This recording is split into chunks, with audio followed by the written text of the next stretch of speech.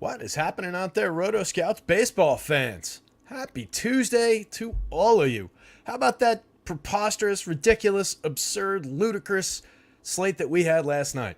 Thought we had a pretty good handle on that one going in. Looks like I got a little thing of like cat hair on my hat here. Thought we had a good handle on that one going in, and boy, did that get a little topsy-turvy. Griff Canning having the start of his life, striking out a ton of Yankees. Just a lot of different things going a lot of different directions on that slate. Wasn't a great night for me, but hopefully somebody out there did well. We did hit on a lot of different things that came through on that slate, but definitely some bumpy spots on that one. But that was a bizarre slate, in my opinion, just with the way that some of that stuff fell with some of those outcomes. Hopefully, despite having crazy 14-game contests to talk about tonight, we'll have a little bit more sanity. Things do look like they have the potential to kind of follow some expectations today. We've got a few spots that are somewhat obvious. We've got a few spots that are very interesting. We've got a few returns to action. We've got a few returns to form. Lone Wolf DFS also points out in the chat we had Nick Pivetta go off, obviously, after we talked about him. We were on that play, but then we got away from it a little bit when we talked at the end of the show about it being, potentially not getting the full traditional start. Became a concern on the FanDuel slate. Obviously, that wasn't a concern at the end of the day because he went out and struck out the world. So hopefully people still got to him. I still had a pretty good share of Pivetta in my lineups. Not that it mattered. When I ran my sort, it actually came out like it was saying like play Pivetta 150 times and don't worry about anything else. But then when I looked at the team combinations, it was like just lousy with expensive Dodgers stacks and like some other stuff. So it wouldn't have actually worked out. But it was just an interesting setup to have seen through my first iteration of the sort, which sometimes it does need me to weigh in on some stuff like that. Trey's in the chat. Trey says, Terry, give my best and more pets to Joker, who's under the table barking right now to say hi back to you, Trey. Best dog in DFS. Damn right. Joker, keep it down, buddy. I know you're excited. Everybody's saying hi to you. Lone Wolf says, hit the like as you come in. We've got Jake in the chat. We've got Steven Leibowitz in the chat saying, it's Al Pastor Taco Tuesday. Rise and swine, everybody. Good stuff. Calvin Dunn. Jake says he doubled up last night. Right back at it again tonight. Love to hear that. That's good stuff. We also had somebody posted. Trace posted some good results and nice little compliment for me and for our friend of the site, J187, in the Discord as well. Just saying thanks and how his game has grown for MLB DFS and everything. So it's great to hear, great to see results, even when there's small payouts.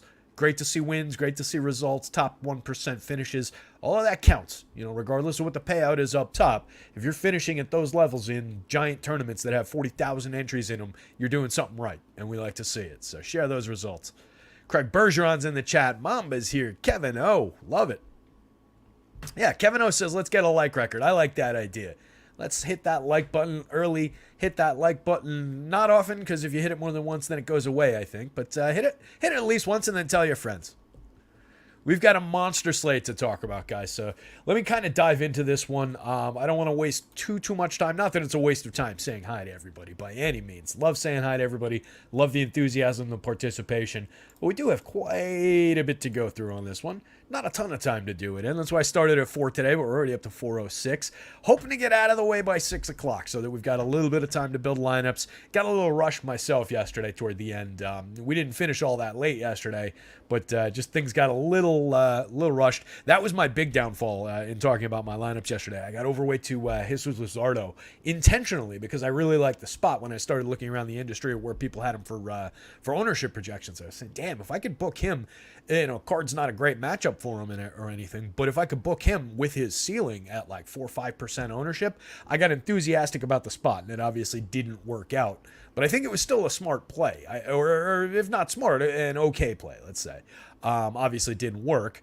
He didn't have a great game, didn't pitch deep into the game, but on a lot of other nights, I think he comes through in that spot, and if it's that low owned, it could be a differentiator. So that's where my lineups went a little bit haywire for a good portion of them anyway last night, but hoping for better things today.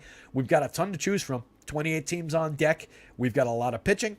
We've got probably more hitting. I think it's a more hitting inclined slate, but there's a lot to talk about in terms of the pitching as well. I think Tyler Wells in this opening game here, kind of an option. He's a little bit high priced for my liking at 9,400, 9,200, and he's facing the Dodgers. It's kind of the same situation, except for the injury return in the minor league return rather that we discussed with Grayson Rodriguez yesterday. Wells has been here the whole way, 104 and 2/3, 17 starts, 25.4% strikeout rate, 5.9% walks, 3.18 ERA, 4.33 xFIP, pitching really well.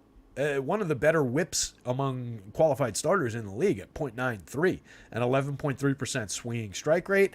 The problems creep up around the 11.5% barrels, the 5.17% home runs, going up against the Dodgers like we've talked about. All their power, all their ability to check strikeouts through a lot of their premium bats just makes it a dicey proposition. If he was cheaper, I would actually kind of like the spot because I wouldn't think it would be popular.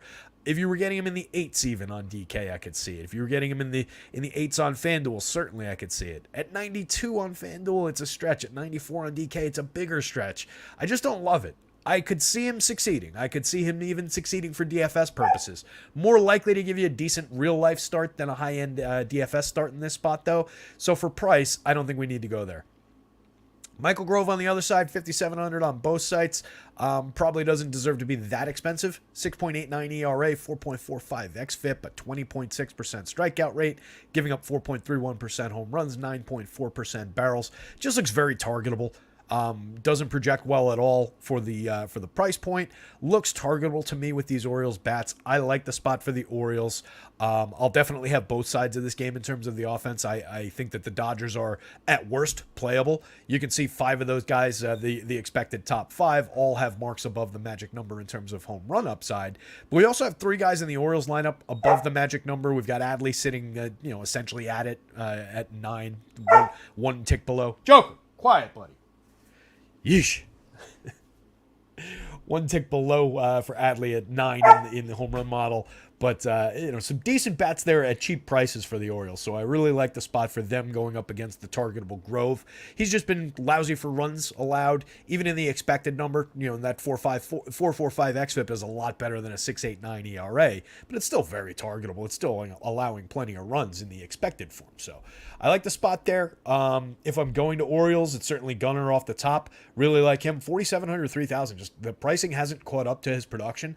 His production really turned around about a month ago, and he's hitting for power. He's up to a 221 ISO, 14 home runs, a 123 WRC plus. Still getting on base at a fairly elite clip at 341, 12.1% walk rate. Just nothing not to like about Gunnar with multi-position third and shortstop eligibility. Rutschman, like I said, right at around the magic number for home runs, is a fairly affordable catcher, 5,200 on DK. I think he's very playable on FanDuel at 3,000. And then you get a little bit, not sneaky, because he's going to be a popular hitter in this stack, but you get him at, just kind of a differentiated position where people aren't necessarily thinking catcher on FanDuel, or people are rostering a first baseman and then putting extra outfielders into their lineup. So catchers, even as good as Rutschman, tend to fall by the wayside a little bit on FanDuel slates, where I think it's advantageous with guys like Rutschman and like Will Smith on the other side of this game. They've got really similar numbers too. It speaks to Rutschman's talent that he's already delivering it at rates similar to what Will Smith is doing. But just look at the comparable strikeout rate, low strikeout rate, high walk rate for both guys. 276 versus 275 batting average, 13 home runs for both of them. 391 on base versus 376 on base. Just similar-ish players. Smith hits the ball harder, more reliably, has been better overall, the more established player. But Rutschman is right there. He is really catching up and is one of the premium catchers in baseball.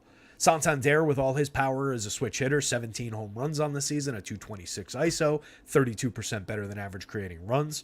No Mountcastle in the lineup again for the Orioles, but you get O'Hearn, you get Hayes, you get Hicks, Cowser, Frazier, Westberg. It's just a good top-to-bottom lineup. All those guys from the bottom down, or from the 4-spot down, rather, are very affordable / cheap. Getting Cowser at 28, 29. I know he hasn't done anything in the show yet. 32 plate appearances. He's scored 9 runs and driven in 2, but that amounts to a 76 WRC plus, and he's got a .000 ISO.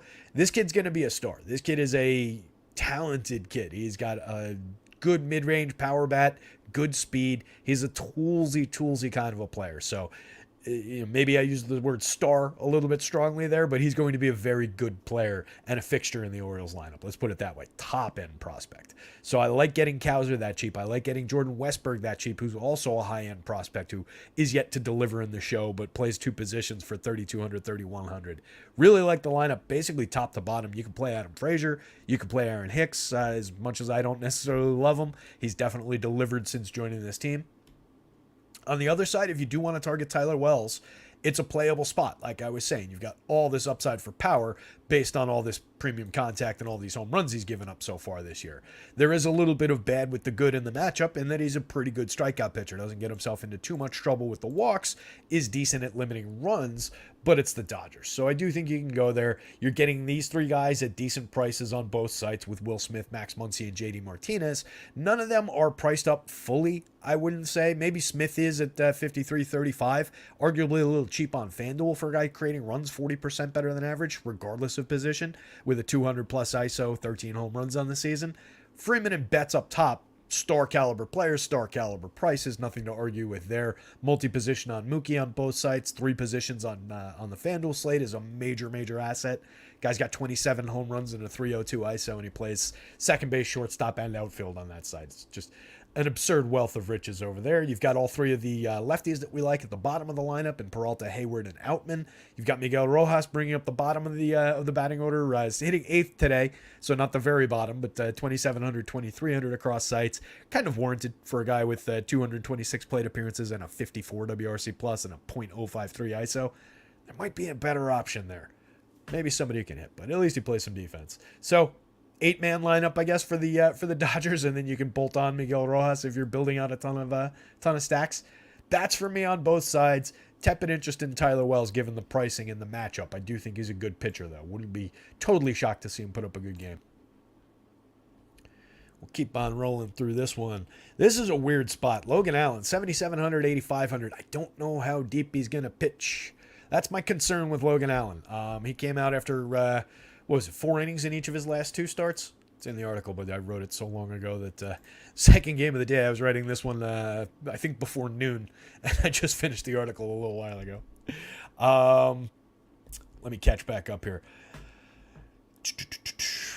The hell is it?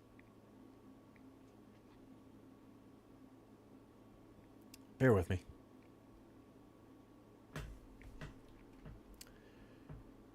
Three innings. There it is. 3 innings in his 2 July starts in AAA Columbus. That's what it was. And he hasn't worked in the 5th inning since mid-June. It was 2 starts, I believe, that were 4 innings before he got sent down before the break. Made a couple AAA starts, and now they've got some holes in the rotation. So now they're going back to him, but probably keeping him limited. It was... Yeah, the 15th against the Pods, he went 3 innings, gave up 5 earned runs, but then the next 2 starts were actually, he was pitching well. We were on him for the start against Oakland. He only went 4, got yanked despite striking out 5, walking 3, giving up no runs and only 2 hits. And then we got the same situation against the Royals in the next start where we also liked him. Liked the strikeout upside. We weren't too worried about the innings. He came out after 3 2/3, striking out 5, walking 2, giving up 3 hits and no runs. So it kind of sucked. He faced 17 hitters in each of those 3 starts. I like him for 5. I expect we're going to have him for 5, but I don't know how much I want to get to it given the question mark about the innings. It's a 5-inning projection there, and you can see it's a decent projection. He struck out 22.9% of opposing hitters this year, 4.14 xFIP, 3.47 ERA. He was pitching really well, and then they started to monkey with his innings, sent him down to AAA. It just got messy all of a sudden. But he's a pitcher I like, a pitcher I believe in. I think he's a talented kid with really good stuff. The prices are right.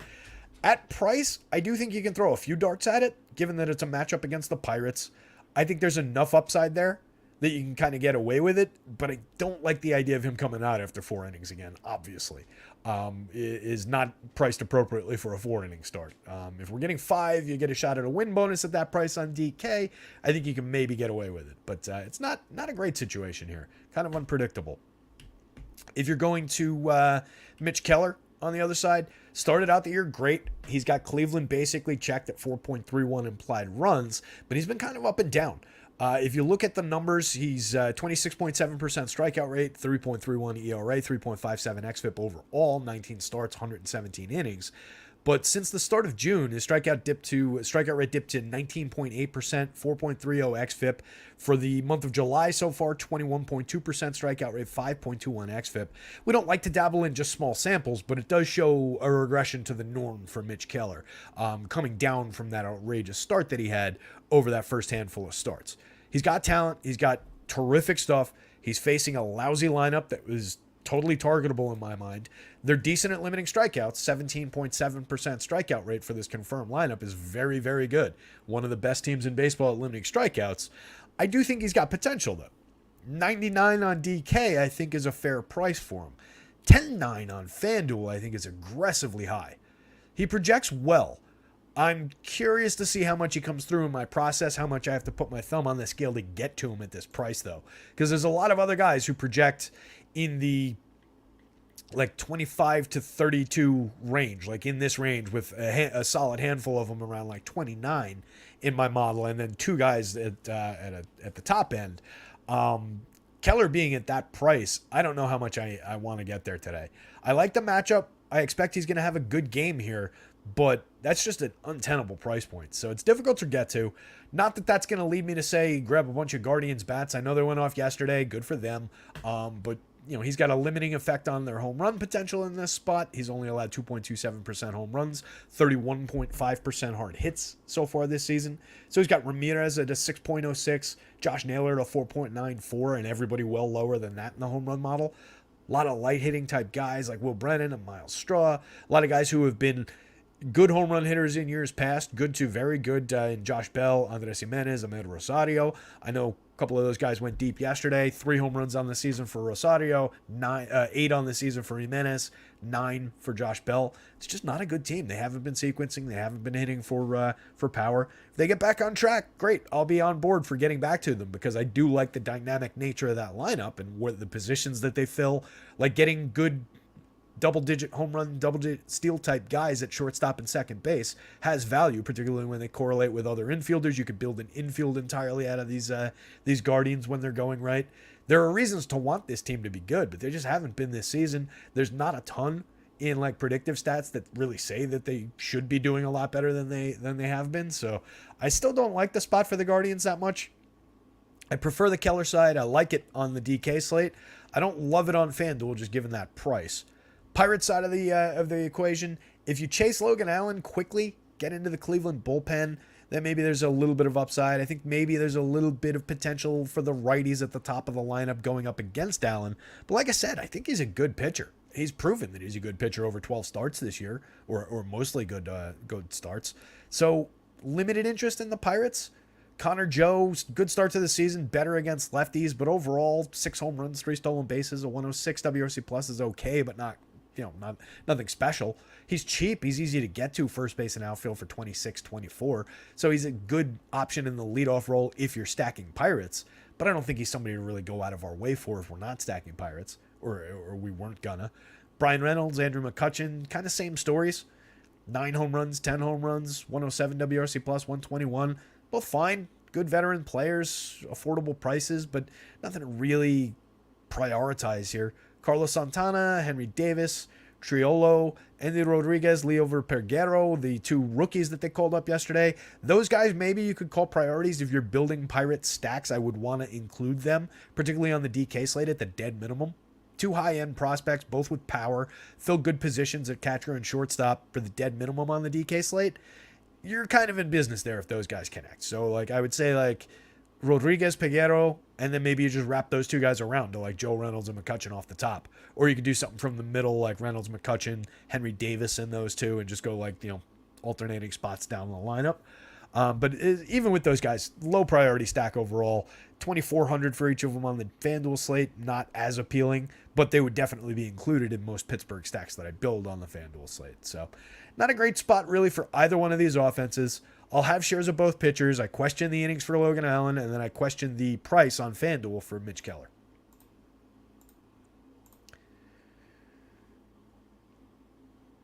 What do we got here? Let's see. Chuck Deuce is in the chat. Pavetta, yeah. Helen Keller lately.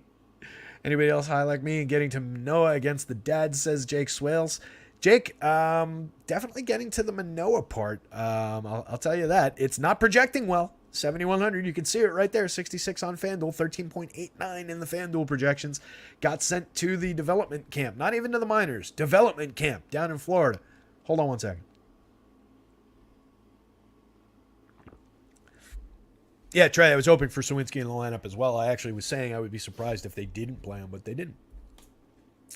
So, all right, let's see here. Larry C's not playing today, but he says, I wanted to hit the like button for you. Good luck, everyone. Appreciate that, Larry, if you're still hanging out back there. Really, really appreciate you checking in while not even playing, buddy. That's awfully nice of you. Everybody hit the like button. Thank Larry C for the good luck wishes. I'm sure he would want everybody to hit the like button. So, yeah, going back to what Jake was asking, I do kind of think there's maybe potential for Alek Manoah here. I know he was atrociously bad. He does not project well in the model. He was terrible earlier in the season. 5.91 ERA, 5.77 xFIP in 64 innings, 14 starts, allowing a 3.61% home run rate, 8.4% barrels, walking the world at 13.8% with a 1.80 whip, not inducing swinging strikes, not generating a good CSW percentage. There is every reason in the world to think that Alek Manoah is going to totally fail in this spot. That said, I do think there's potential. He's a guy that he was a talented guy coming into this season. He was a guy that we were playing. He's a guy that we were saying, holy shit, what happened to Alek Manoah? So taking him from that and then saying there's no potential for him to return to form if he figured out whatever it was, mechanical issue, what have you, it's a little bit silly to kind of write that off. It's a little bit silly to roster the hell out of this position with Manoah and not include any Padres as a hedge position. I would certainly be doing that. For every share of Manoah, I might grab 2 shares of Padres in that kind of a ratio. I'm not overly convinced by his, struck out in his return game on the 7th. He faced the Tigers, so take all this with a grain of salt. Went 6, allowed 1 run on 5 hits, struck out 8. That's a great start, in my opinion, for a return to form after being sent down to the development camp. So I'm kind of on board here. It's, like I said, Tigers, not wholly convincing, but enough to get me on board for this opportunity here. I don't like it that it's the Padres, but they're a top-heavy team. They're a team we can kind of maybe not target, but not be overly worried about. Tatis, Soto, Machado, and Bogaerts, obviously you're a little bit concerned at worst. Otherwise, you're just not paying attention. Those guys are stars. Machado has underperformed for most of the season, but has really come around lately. 207 ISO, a 111 WRC plus, 17 homers, 256, 311, 463 overall. Bogey's still struggling in terms of the hit tool, but does have 11 home runs, 10 steals, a 109 WRC plus. He's hitting 5th. They have Ha-Seong Kim in the leadoff spot to set the table ahead of those guys, which is a position for him that I really like. 11 home runs, 17 steals, a 351 on base, 116 WRC plus. Correlates really nicely. Tatis and Soto are the focus hitters. I actually like Soto better than I like Tatis. 12.7% barrels, 57.8% hard hits, 16 home runs on the season, a 216 ISO, 47% better than average creating runs. For fantasy purposes, that's a silly thing to say, really. Tatis gives you stolen base upside that Soto doesn't.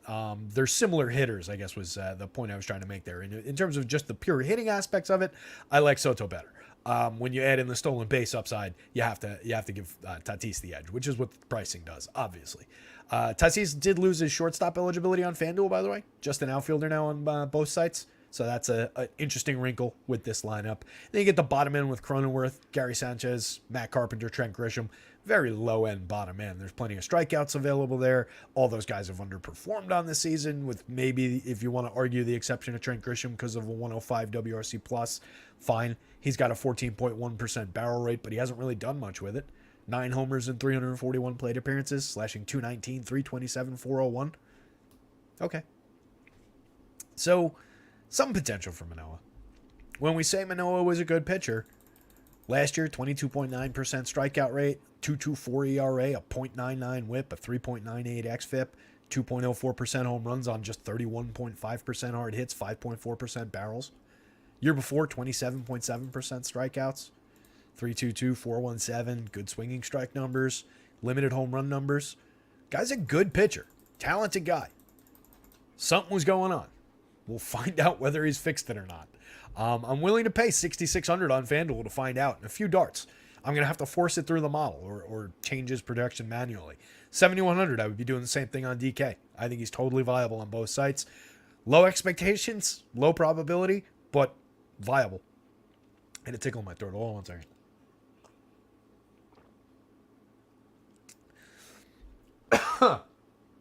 Excuse me. Between trying to keep the dog quiet down here with my left hand, trying to drink a sip of coffee, trying to not cough cough directly into the microphone. That was a bit challenging there. All right, we're back. Other side of this, much more reliable pitcher in Joe Musgrove. $9,600 on both sites. I like that price quite a bit. Not the greatest matchup in the world, obviously, going up against the Blue Jays here. But for that price, he's a perfect guy to put your faith in, let's say. Safe-ish kind of a pitcher. As safe as anything gets in baseball. Safe as anything gets in DFS.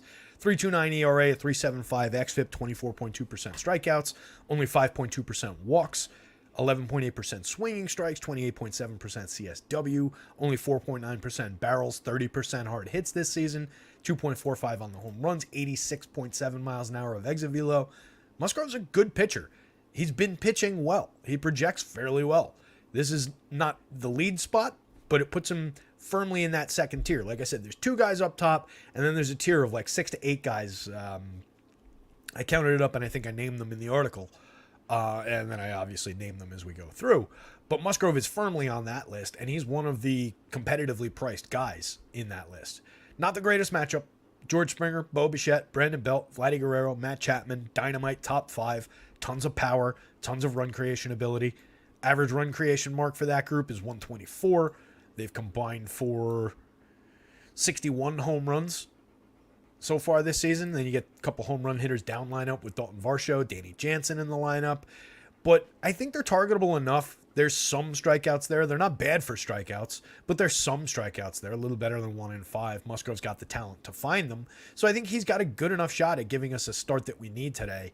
Particularly on the 2-starter site where you want to mix up your SP1s a little bit with some of the value SP2s.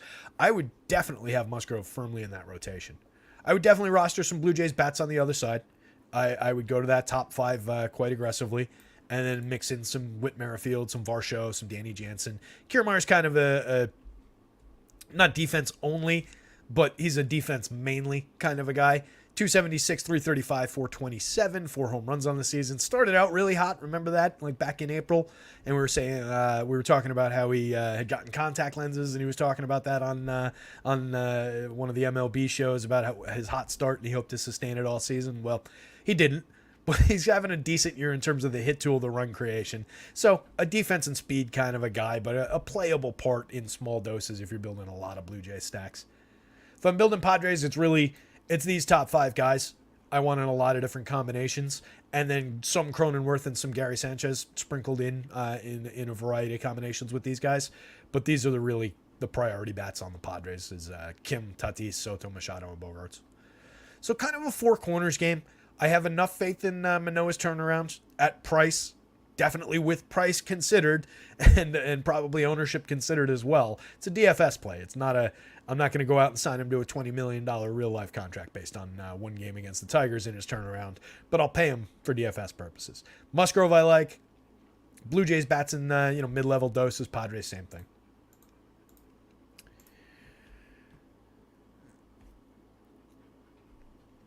Padres with a 19% K rate over the past 2 months. Good luck with a guy who never threw many Ks to begin with. Is he free on DK? That's not necessarily. He didn't never strike guys out. 27% 2 years ago. 20 plus last year. I think we're fine. It's a value play. 6.6K on FanDuel is super juicy. What does DK look like that? Manoah is on the platter for 7.1. Manoah's at home, and Toronto has been magic over their home guys for some reason. Even Kikuchi has had some crazy good games at home. Berrios too. Yeah, we're not going to factor that in. We're not going to. So I don't really love home road splits to begin with. I don't love home road splits for pitchers even more, and I certainly don't love home road splits for other pitchers when we're talking about this pitcher chunk. So I'm not on board with you on that one, buddy. Jake Swale says pitcher prices on DK are brutal. Ain't no way I'm paying 10-2 for Eovaldi against the Rays. I do think Eovaldi's viable against the Rays, but I agree it's a aggressively high price for that spot. But definitely viable. Projects very well. Let's talk this one, though. Giants and Reds. This has a Coors-ish kind of a total in Vegas.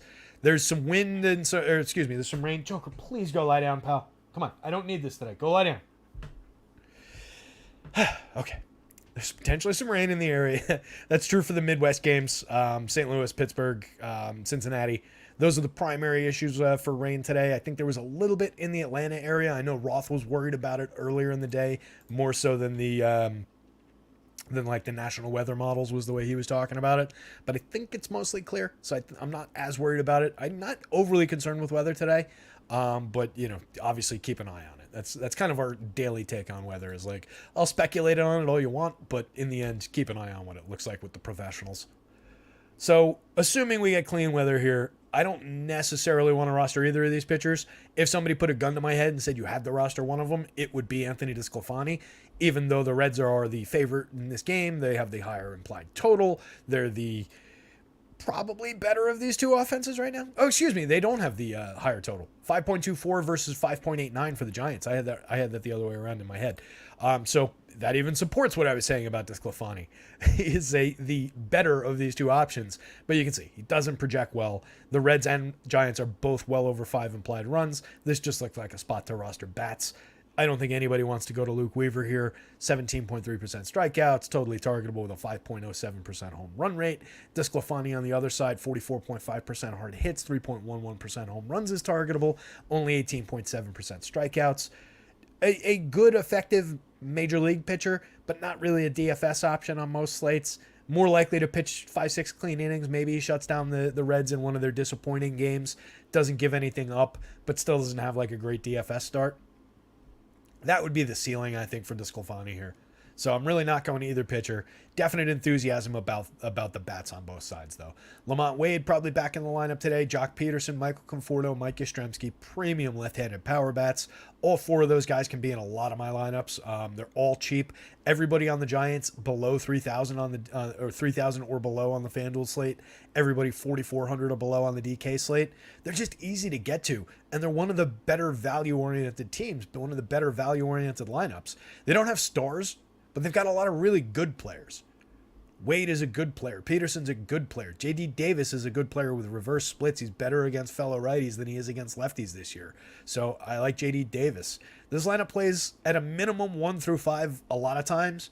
And then I think Bailey's a capable guy at catcher. I actually prefer Sable because he's a lefty in this spot. 3,600, 2,800, 10 home runs on the season. I think he'll probably be a little bit lower owned than Bailey. So I like that spot quite a bit. Crawford and Wisely, 2 more lefties off the bottom. It's just a strong lineup. Maybe a little bit of concern about some mixing and matching later, given if they come out with this highly left-handed configuration.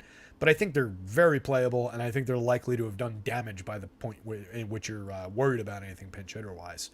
So I can fire away with Giants bats. I expect the Reds will be more popular on this slate.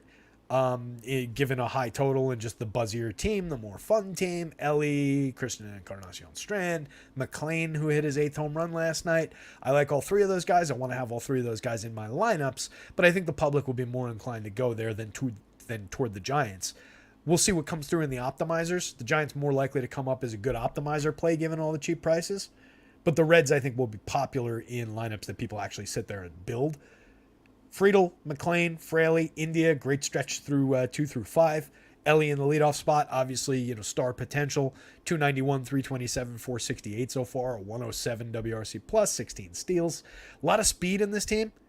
What is it? 3 guys with 16 steals. Jonathan India sitting there with 12. A couple guys with double-digit home runs. A couple guys with single-digit home runs, but small samples. I like this Reds team up and down. I would not sleep on Christian Encarnacion Strand wherever he's hitting in the lineup. Dead minimum price for that bat is way too cheap on the DK slate. We'll see soon enough. He's going to hit at this level.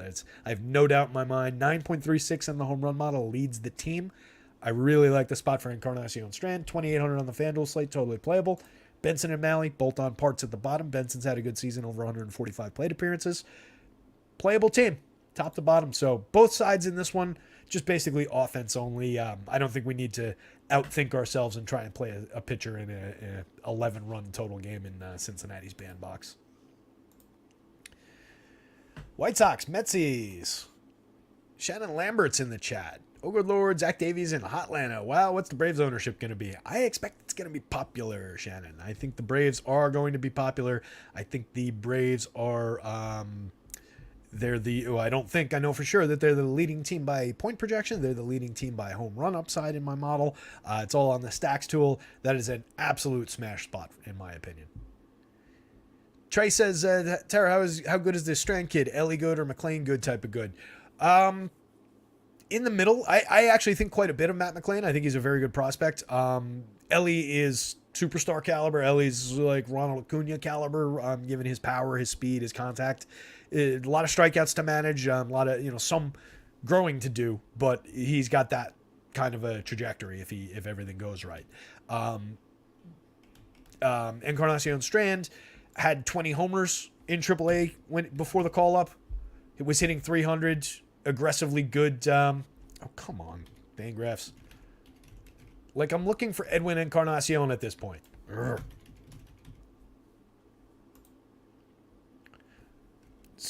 On Strand.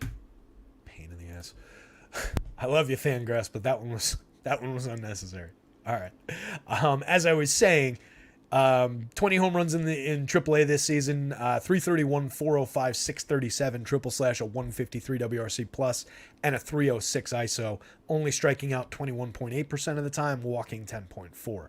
That is star caliber numbers if that was sustained in any kind of form anywhere approaching any of that. He's a star in the show. So, he's got a lot of proving to do, obviously, but those are numbers that he put up throughout his growth. It was very quick growth. He was in high A at the start of last year, went 330 plate appearances in high A through last year, 20 home runs there, 25.8% strikeouts, 9.1% walks, got cups of coffee in Double A with Minnesota and then Cincinnati last year, 12 combined home runs across 208 plate appearances in Double A, so call that 32 home runs across the minors last year. Significant bat. That was Encarnacion Strand, if you guys lost the thread of who I was talking about. Back to this one. I think you can go pitching on both sides here. I'm hesitant to use Carlos Carrasco. 6,200, 6,400. Dude has been all over the map this year. Good starts, bad starts, short starts, long starts. It's been everywhere. But I think at price, based on how he projects, based on who he's been through his career, there's at least a little room for some dart throws. It's not great. I don't expect him to really succeed all that often. If we ran this slate 100 times, he succeeds in a handful of them probably, but not many more than that. But those prices, I think that's justifiable to go to on this slate. Big slate, we want to spread out. We want to get to a lot of those premium bats. We want to pay for Atlanta bats. We want to get to a lot of different spots. So I think it's warranted. I think it's a spot you can use, but use it like a tool. Don't just like throw it in the lineups, not worry about what else is in the lineup, right? That is a tool in lineup building, something that you want to use for purpose, use to get to something else, use it as a key to unlock a combination, a hitter that otherwise you couldn't afford.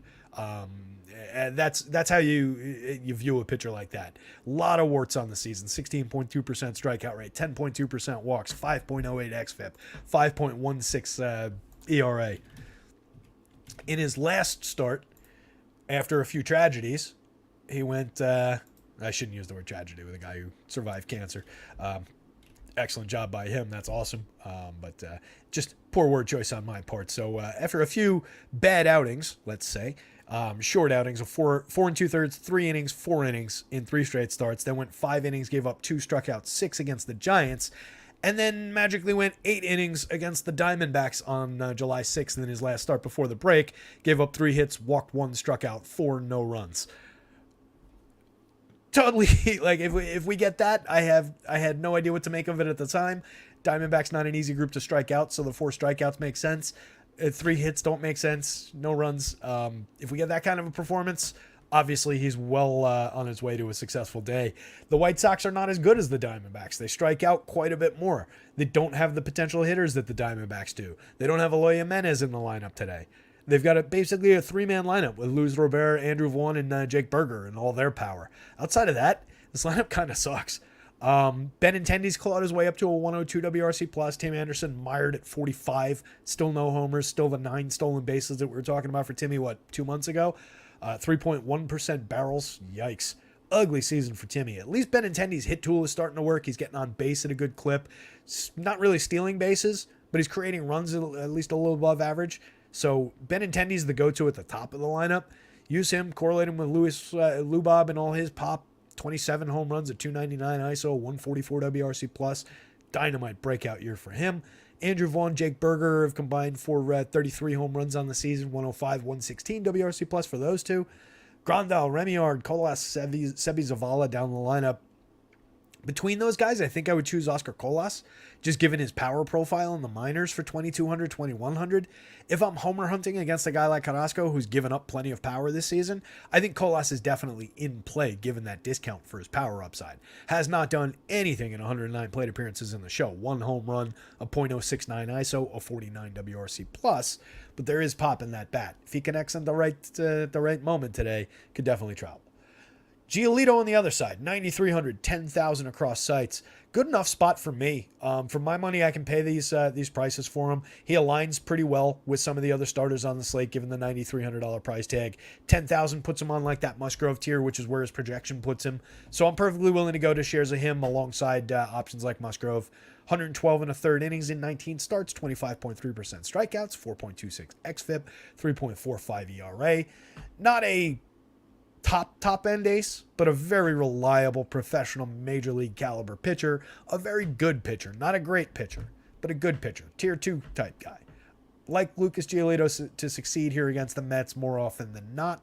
I think he gives you a decent shot at some strikeouts, okay shot at the win bonus, okay shot at a quality start. If he chases the win, I expect he'll also chase the quality start. If he chases a high strikeout total, I think we're getting to that quality start kind of obviously here. Mets, mid-tier type of a lineup today. Brandon Nimmo, Tommy Pham, Francisco Lindor, and Pete Alonso are a very good four-man off the top. But then it kind of tapers off around the underperforming veterans at the bottom of the lineup in Jeff McNeil, Starlin Marte. You get Brett Beatty, who's kind of underwhelmed anyway, given his prospect profile coming up with a 239, 307, 344, and only an 86 WRC plus and a 106 ISO. But I do really like Beatty's contact.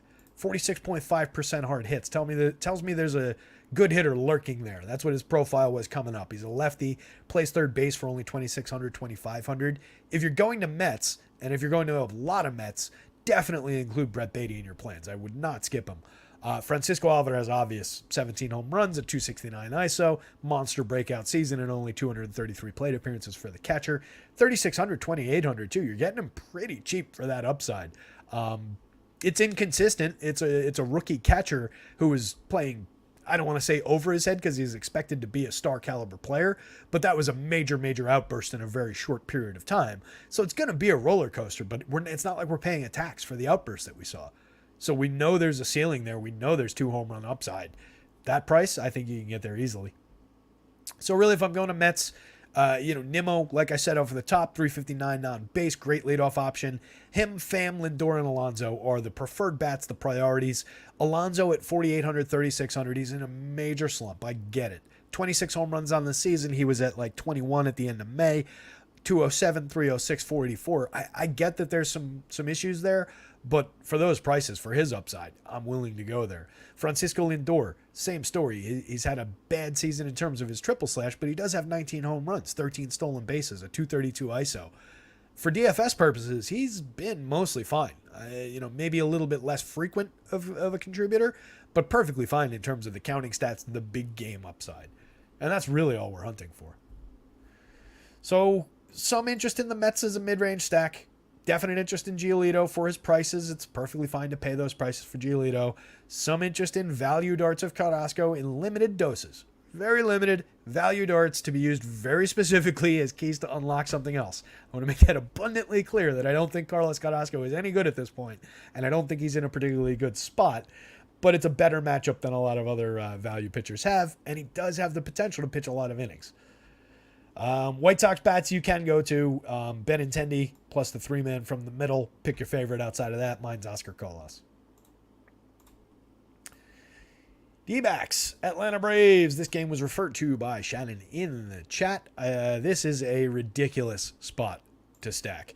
Shannon's trying to stack Astros and Atlanta Braves. I think you could probably get to that. The Astros are going to be cheap enough in that Coors Field spot despite almost a 7-run total. I would look at Chas McCormick as a starting point. You could probably get Bregman cheap enough. And then as long as you're using especially with Sam Hilliard in the lineup, you got Sam Hilliard instead of Eddie Rosario. So if you bolt in Sam Hilliard at 2,300 on either site, I don't know which site you're talking about, Shannon, but you should be well on your way between Sam Hilliard and Chas McCormick to building that stack and putting those teams together.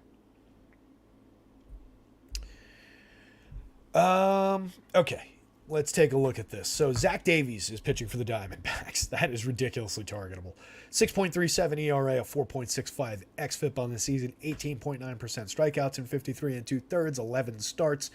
10.1% walks, a 1.53 whip, only inducing a 7.9% swing, 26.3% CSW. The contact isn't atrocious. 5.9% barrels this year, 2.52% home runs. Last year, 3.68% home runs, 8% barrels. Year before, 3.74, 9% barrels. So he's pitching a little above his head in terms of the contact profile, in my opinion. I don't think that this stuff normalizes to these numbers. I think it's the other way around. And I like the Braves to be the team to do it to him. Top 6 guys in the lineup, all above the magic number for home run upside. Tons and tons of potential for run creation. Tons of potential for fantasy scoring. Matt Olson leading the team with a 15.44 that puts him near the top of the home run model for the entire day. Acuna chasing history at 23 homers and 43 stolen bases. Who knows where the ceiling is? Is it 50-75?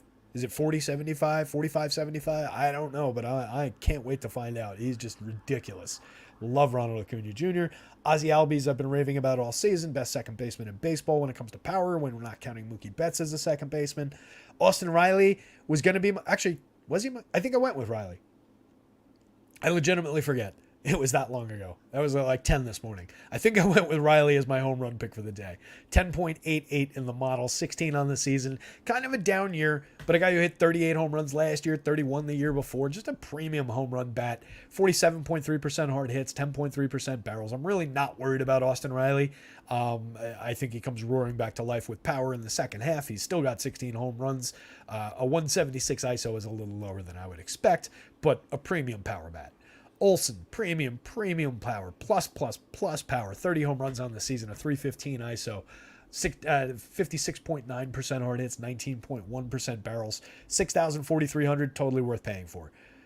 Sean Murphy, top catcher bat in baseball, 18.2% barrels, 48.3% hard hits, 17 home runs on the season, just outrageously good.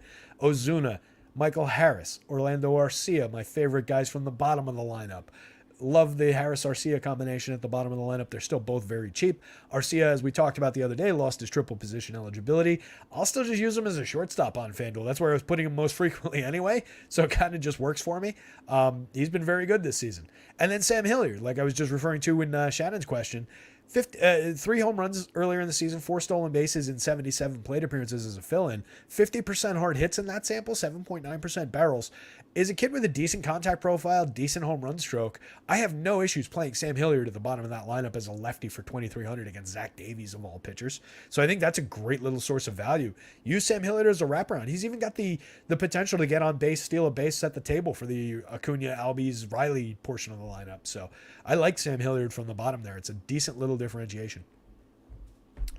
Bryce Elder has the potential to limit the Diamondbacks more than he has the potential to post like a monster start here. He's not a premium strikeout guy, but he's very good at cutting launch angle, very good at limiting home run potential. So you can see that coming through for guys like Corbin Carroll, guys like Christian Walker, basically like half the magic number in the home run model for those guys. They're all very low strikeout guys. He's a low strikeout guy himself on the mound, though. 18.4% strikeouts, 106 innings, 18 starts. I think if you're rostering Bryce Elder, you're doing it for price. You can do it on the DK slate where you can probably chase a win. Very, very good shot at the 5 innings, the win bonus, clean innings. And then whatever he does beyond that on DK, you're basically getting gravy there. Not a guy who's filthy for giving up hits or walking anybody. So he's got an okay walk. Not a great walk rate, but not a guy who gets himself in a ton of trouble is what I'm saying. Keeps the ball on the ground, so not prone to giving up a bunch of extra base hits. I really think that Elder's playable for the clean innings. I don't know how much I want him on the FanDuel slate at 89, though. That puts him in like a tier with like the Musgroves and those type guys of the world. And I think there's more upside for those guys just based on some strikeout potential that Elder doesn't really have himself or in the matchup against the low strikeout Diamondbacks. So I don't love the spot for Elder. I like it better on DK. I think it is playable on either site, but it's not great on the FanDuel slate. I do think the Diamondbacks are playable, given all that low strikeout upside, but you're probably taking the home run away from them, which isn't great. I like them when they've got a little bit of home run potential. Not that Elder's invulnerable to giving up home runs. 2.30 on the season, 5.7% barrels, 41.7% hard hits on a 7.3 degree launch angle. Just not easy to hit home runs off of. Doesn't give them up frequently. If I'm going to Diamondbacks, Perdomo's okay off the top, very good on base percentage. You need help from his friends. If you roster Perdomo, you got to put him together with the guys immediately behind him, like Marte, Carroll, Christian Walker. Fortunately, that's like the really good part of their lineup, so that's easy enough to do. Lourdes Gurriel is also a part of that group, 4,500, 3,100. For a guy with 15 home runs, a 117 WRC plus, 222 ISO, that's pretty cheap. He only strikes out 17% of the time, 46.9% hard hit rate. I'm not exactly sure why Lourdes Gurriel isn't a little bit more expensive on both sites. That's a pretty good discount. And it's not like situation based, obviously. Dominic Canzone, Emmanuel Rivera, Carson Kelly, Alec Thomas. Kind of a weak back end. Supports the idea of Elder getting through the lineup a few times over, turning it over. Yeah, Shannon, I skipped over Calzone because or Canzone, you got me. I skipped over Canzone because as I was running through that because I didn't realize he was going to be in the lineup and I hadn't looked at him. But I can pull him up real quick. We got time. Why not? It's 4:53. We've only got 37 more games to talk about. 2022, 16 homers, 14 steals in 364 plate appearances at AAA, 6 homers and a stolen base in a handful of plate appearances at AA. This year, 16 homers in 304 plate appearances, a 280 ISO. I do like this. 13.2% strikeout rate, 12.8% strikeout rate or walk rate rather, and kind of sustained. It's a very short track record through like rookie ball, low A, high A, but a sustainable trait in that he doesn't strike out a lot. So that's kind of interesting. Fits into the team profile anyway. He's not going to be an oddball with a 42.9% strikeout rate for very long is what I can glean from that. But yeah, maybe a little bit of potential for some power, some speed. Certainly a guy to keep in mind going forward, if not in this spot. But yeah, if I'm building Diamondback stacks, he could definitely be a part of them with those numbers at 2,000, 2,100. Good call out, Shannon. Thanks. So massive enthusiasm for the Braves. I don't really care what their popularity is going to look like. Just you don't want to skip them going up against Zach Davies. It could be the day that Zach Davies goes out and puts up a 50-point performance. It's baseball. Who the hell knows anymore? But I don't really expect it. In a Griff Canning sense, could that happen? Sure. But don't expect that. Don't roster Zach Davies. Diamondbacks, moderate interest, mid-level type of a stack. They're very affordable. They don't strike out. They have to put the ball in play. They have to sequence to create runs against Elder. Minimal interest in Elder, more so on DK than FanDuel. Miami Marlins against a lefty. Let me see. Do we have the confirmed lineup for this yet? There's a couple spots where some of the sites are arguing about who's doing what in terms of these projected lineups today. As far as I know, Luis Arias hasn't gotten hurt or anything. I think he just was not in the last game when they faced a lefty. So Labs and the sources that get their lineup from Labs don't have him in that top spot. Somebody correct me in the chat if I'm wrong about that, but I expect Luis Arias in his usual spot at the top of the lineup here. If not, you can get De La Cruz in that spot. It's obviously a major downgrade in terms of the hit tool, on base skills, but he's still a decent enough player. He correlates with Jorge Soler, Garrett Cooper, but the better version of the lineup is obviously when you go Arias, Soler, De La Cruz, then Cooper. So depending on what's confirmed from Miami here, you can maybe go to a few shares off the top.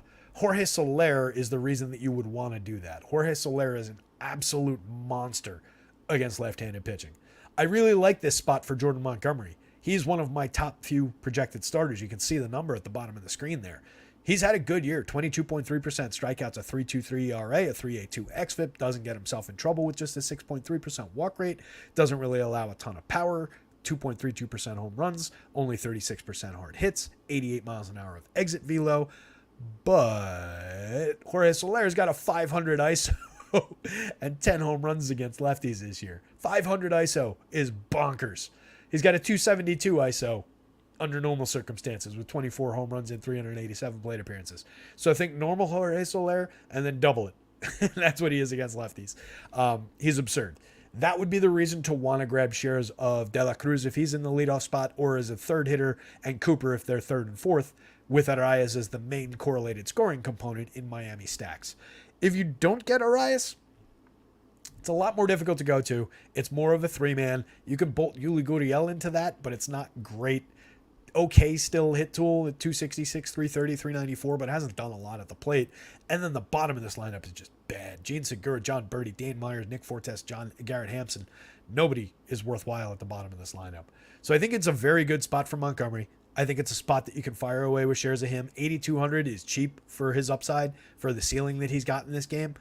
Definitely fire away with him on the DK slate. 9,100, he's right on my list of starters in the FanDuel slate. I hope that price pushes people away from him, pushes people toward other starters saying, I don't really believe too much in Montgomery and I don't want to pay that for him, so I'll go to this other guy even though it's a worse matchup. It's Montgomery against the Marlins. Let's go. This is a good spot. So definite enthusiasm for Jordan Montgomery.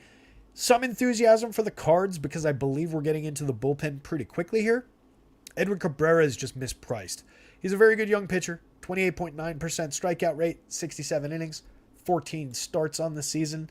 That said, we're dealing with... The hell is this game? I wrote all about this. Simulated starts in his rehab. Has not pitched since mid-June. Not likely to go beyond 80 pitches tonight. So I don't know that we've got enough upside to go to him given a $9,700 price tag on DK. 85 on FanDuel. Even with a 5-inning projection that I actually forgot to change that to, and I don't even necessarily know that he gets 5 here. I think they want to handle him with somewhat with kid gloves. So it's just like a young, precious starter that they don't need to push in this spot in his first return to action since getting hurt. So I don't love it. I think it's just too big a tax to pay for him. And I think you can grab some Cardinals bats against him. I know they've underperformed as a whole this year in terms of their win-loss record and their standings, their place in the standings. But everybody in this lineup, save Alec Burleson, is above average for run creation this year. There are 6 guys in the lineup out of 9 with double-digit home runs. You do not get Tyler O'Neill, which is kind of a surprise. He was supposed to come back today. So O'Neill's sitting yet again. But you do get double-digit home runs with Brendan Donovan from the left side for cheap in the leadoff spot. 3-position eligibility and cheap on the FanDuel slate at 2,800. 124 WRC plus for him. Correlates with Goldschmidt, Arenado, Nootbaar. Wilson Contreras has power as a catcher. 12.3% barrels, 46.2% hard hits. The results haven't been great, but he's at a 113 WRC plus. He's got a 185 ISO, 11 home runs, and 328 plate appearances. That's pretty good for a $4,200, $2,800 catcher who hits in the middle of a lineup, getting into the bullpen fairly early. I think this is a good enough spot to go to Cards. It's a team that's burnt me a number of times this year, but they're cheap. They're cheap for their underperformances. They're cheap for their collective one-loss record. They're cheap for being in last place. Jordan Walker, Nolan Gorman, Paul DeJong, very good hitters at the bottom end of this lineup. Walker's hitting 279, 338, 443 in his rookie year, 17% better than average creating runs. Gorman in his sophomore year, 17% better than average creating runs, 18 homers on the board, a 235 ISO, 13.8% barrels, 48.7% hard hits. He's a power hitter by trade. He's going to be rocky in terms of the hit tool, in terms of the triple slash. He's going to be a roller coaster. But on the right day, he's got massive ceiling. DeJong, 12 home runs on the season and 261 plate appearances and a nice return to form. That's not, it's a high total for him in that many plate appearances, but it's not utterly shocking. He's been a good power hitting shortstop over the course of his career. Cards play from 1 through 9 again today. I would not play Cabrera. I think the prices are just wrong given the expectation of about 80 pitches for him. He could punch through to a good enough score given his strikeout upside. I just prefer the card side of it. Jordan Montgomery, I'm enthusiastic about at 82.91. Don't really need many of the Marlins. I'll have a few maybe just to hedge off some Montgomery ownership. I like him a lot better with their eyes in the leadoff spot, so watch out for what the confirmed lineup is. Downgrade to them if they have this version of the lineup in. A little bit of an upgrade with their eyes there.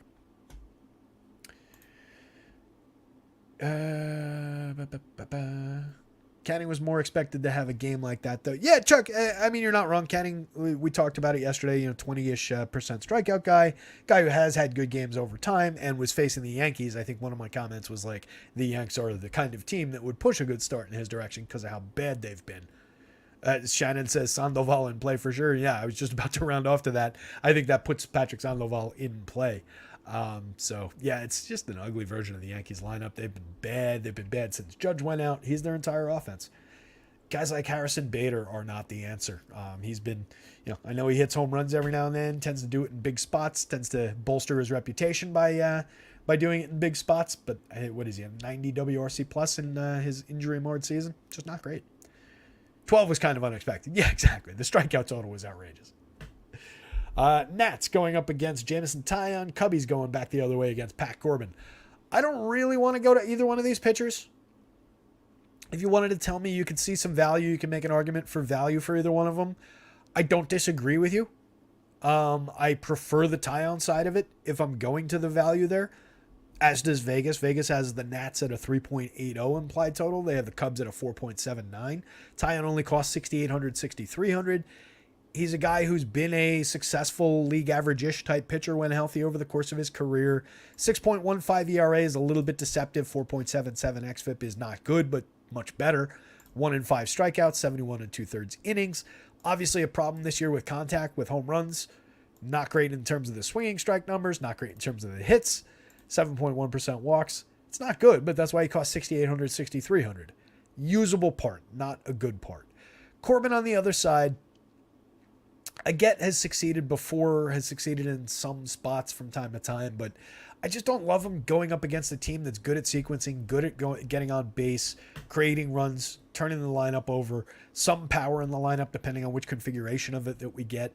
Corbin's just too targetable for hard hits for the things that the Cubbies do well, relative to them being the Cubs. So I just don't really want to go to Corbin. 6,300, 7,400. The price differential makes up all the difference on the FanDuel slate. On the DK slate, getting him 500 cheaper than Taillon, maybe that puts him over the top in terms of the argument of which one of these guys I would rather have on the DK slate, but it doesn't make him a good play over there. It doesn't mean he's more likely to succeed. I'd rather take the 5% strikeout bonus for 500 more with Taillon and go up against the worst of these two lineups. Go up against the Nats.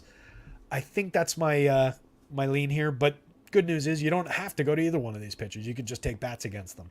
I don't want to do that really with the Nats. Some success yesterday against the lefty. Keibert Ruiz had a good game. Candelario had a good game. Hit his 4th home run of the season off a lefty. Lane Thomas is viable against either hand. CJ Abrams, after I bashed his performance this year against lefties, had a decent game. It's not a good lineup. It's not a good lineup when they face a righty. If I'm playing them, I would go to Lane Thomas. I would go to Candelario. Probably Meneses and Keibert Ruiz in the middle of the lineup, and then nobody else. A lot of cheap prices. A lot of lousy performers. 2 guys in the lineup at better than average run creation marks. Both of them have 14 home runs. That's Thomas and Candelario, who are on my list of playable parts. Keibert's got up to 11. He had a home run last night. We've talked a number of times about his expected slugging versus his actual numbers. So a playable catcher with power upside, but just not a great situation, not a great team. On the Cubs side, I like it a lot better. Nico Horner probably going up to the... do we have the confirmed lineup? Let's see. We do. Nico does climb to the top spot. Looks like the same version as is in the projected here. So Nico climbs up to the top of the Cubbies lineup, where his speed is a little bit more of an asset, I think, but he needs to get on base better than a 318 clip. That's why he's only creating runs 90% better than average. Not a home run hitter, not a source of power, really. Has 5 on the year, but 1.9% barrels, 32.9% hard hits. That's the truth of who Nico Horner is as a hitter. Seiya Suzuki should be a little bit better for power. Only 7 home runs, only a 138 ISO, despite a 49.7% hard hit. That doesn't add up. That's like MJ Melendez kind of performance. 98 WRC plus, 332 on base, kind of declining in a lot of areas, but still a hitter that I believe in, and he's very, very cheap, easy to get to, and a good matchup for a righty here. So I like the upside for Suzuki. I like Happ quite a bit. 8 home runs on the season, 372 on base percentage, creates runs 13% better than average, leading into a trio of Bellinger, Gomes, and Chris Morel, as well as, honestly, Trey Mancini and Pat Wisdom further down the lineup. I just like Ian Happ, even if he's not producing individually, to get on base, to set the table and correlate with the power bats that I want to get to. So Happ is a part of my plans when I go to Cubs. He's very cheap, $3,600, $2,900 for what he does on the field. Bellinger at $4,639 is totally affordable. Higher priced on FanDuel. Obviously a bigger investment on the FanDuel slate, but has really turned it around this year. 12 home runs, 12 stolen bases, 219 ISO, 136 WRC plus to lead the team. Love what Bellinger's doing on the field. John Gomes has power as a catcher, 258, 300, 402, decent triple slash, but better in terms of power. 8 home runs on the season, 9% barrels. Not expensive. It's not like you're paying through the nose. You're not paying a tax for any power he does provide. It's not consistent, but it's there. It's viable. It's believable. Morel, multi-position eligible on both sides, 4,800, 3,600, tons of home run upside. Obviously hit most of those home runs in a hurry when he first came back and has kind of cooled off since. But the overall numbers are kind of sustained. 281 ISO is very, very good. 14.9% barrels, 48.5% hard hits. You got to keep on barreling the ball and keep on hitting it hard to be able to sustain those numbers even after a hot start. So he's okay later in the lineup. 48.36, not the best discount pricing in the world, but definitely viable given his positional flex, given what he does at the plate. And then Mancini and Pat Wisdom hiding down here. Also, even Miguel Amaya as a second catcher option at 2,300, 13.6% barrels, 43.2% hard hits, 2 home runs in his 77 plate appearances. It's not like a great option, but the kid's delivered a little bit in the opportunities he's gotten. So if you need to cheapen your catcher position by $1,000, I think you can go there. Pat Wisdom, obviously light tower power, 19.8% barrels, 53.4% hard hits. Both of those lead the team by a wide margin. 194, 285, 478. You take the bad with the good. 16 home runs at 284 ISO. I'm more inclined to look to the good with Pat Wisdom than the bad. Oh, so to run through that again real quick, it's none of this guy. Maybe a little bit of that guy. A lot of these guys. Not all that much of those guys, but I get it if you want to go there. Handful of games left. Making pretty good time. 5:09.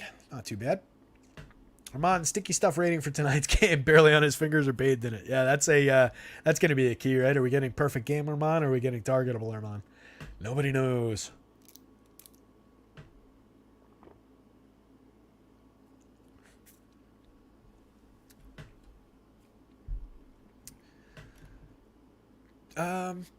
Chuck, where's that number from?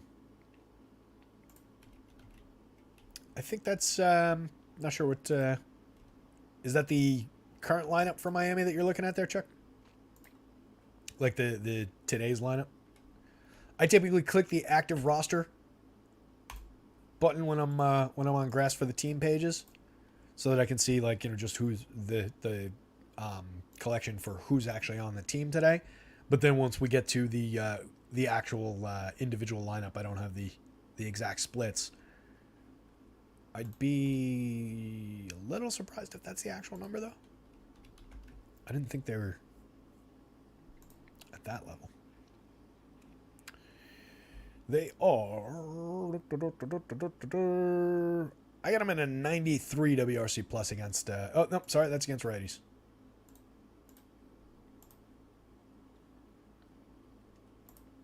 This is exciting here. They are better against lefties, given the... oh, wow. Yeah, 132. That's really, really high. I don't really want to reposition myself, though, because I was talking about the only good hitters on the team, and I was talking about Jorge Soler and Luis Arias. I think my take stands. I didn't realize that number was quite so high. I'm trying to figure out who that's... let me open it up. Let's see where that goes, right? Once we click into that. So this is where it gets a little sticky. Part of that WRC Plus is comprised of Dane Myers, who has made 9 plate appearances against the lefty and has a 310 WRC plus. It drops off immediately to Jorge Soler, who obviously is ridiculous against lefties. Like I said, a 500 ISO, that's just bonkers. But it's only 81 plate appearances, 232 WRC plus. Obviously still very, very good. Joey Wendell, 15 plate appearances, 227 WRC plus. See where I'm going here? Nick Fortes, 44 plate appearances, 171 WRC plus.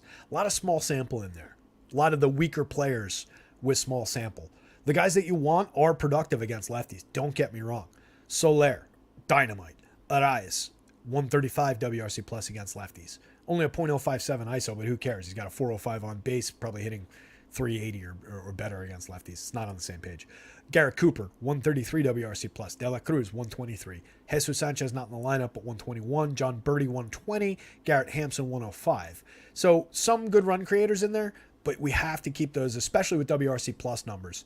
When we're looking at the team, we have to keep some of those samples in mind. So some very, very small sample numbers really driving that number way, way up. But yeah, that is a good call out because that was a surprisingly high number. I knew they were better against lefties. I didn't realize we were looking at a number quite so high, but context is important there.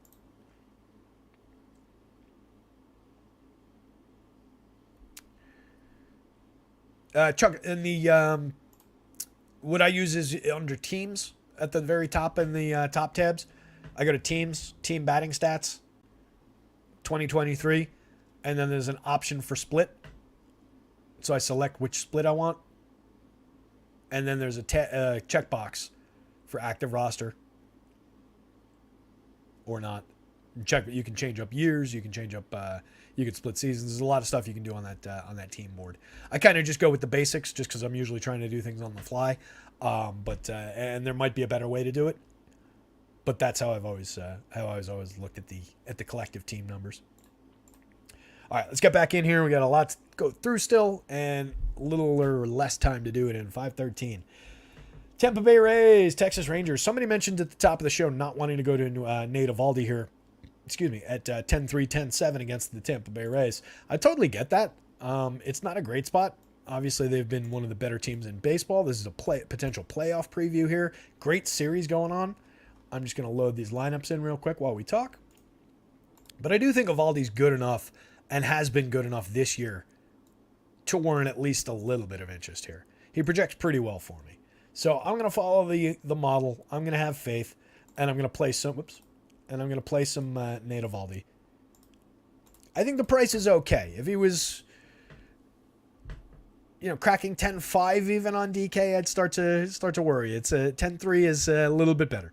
I think he's competitive with some of the other options on the slate. 10-7 on FanDuel. If he was over 11, I'd certainly be concerned. We've seen him, I think, at that number earlier in the season in better matchups, and certainly doesn't warrant a salary in the 11s. But 10-7 on this slate, given the pitching options, I think it's somewhat realistic. 24% strikeouts, 2.83 ERA, a 3.65 xFIP, only walking 6.8%. Not really anything tragic in terms of the power. 4.6 degree average launch angle, so he's been good at checking launch angle. Only 1.76% home runs. So there's a lot to like about Eovaldi. That's not a trait that he's sustained in the long term. 20 starts last year, 4.57% home runs, a 10.7 degree average launch. Year before, 12.8 degree average launch, 1.96% home runs. So kind of some funkiness in terms of what's real with that contact profile. But just a good enough starter. A guy who can find some strikeouts for us. A guy who doesn't really get himself into too much trouble in terms of putting guys on via free passes. So I have enough faith in Eovaldi that I can roll him out. What I'm hoping is that he gets a little bit low owned given those prices. So I hope that the field kind of takes it the way that whoever said that in the chat was looking at it, just like, against the Rays, I don't love it.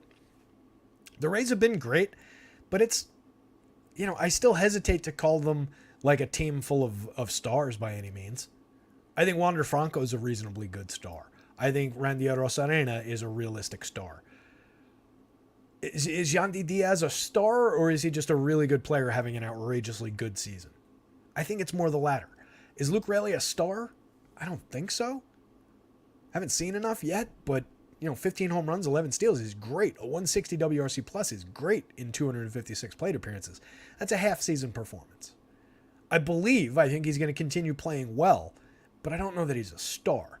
Isaac Paredes, Brandon Lau, Harold Ramirez, Josh Lowe, Francisco Mejia.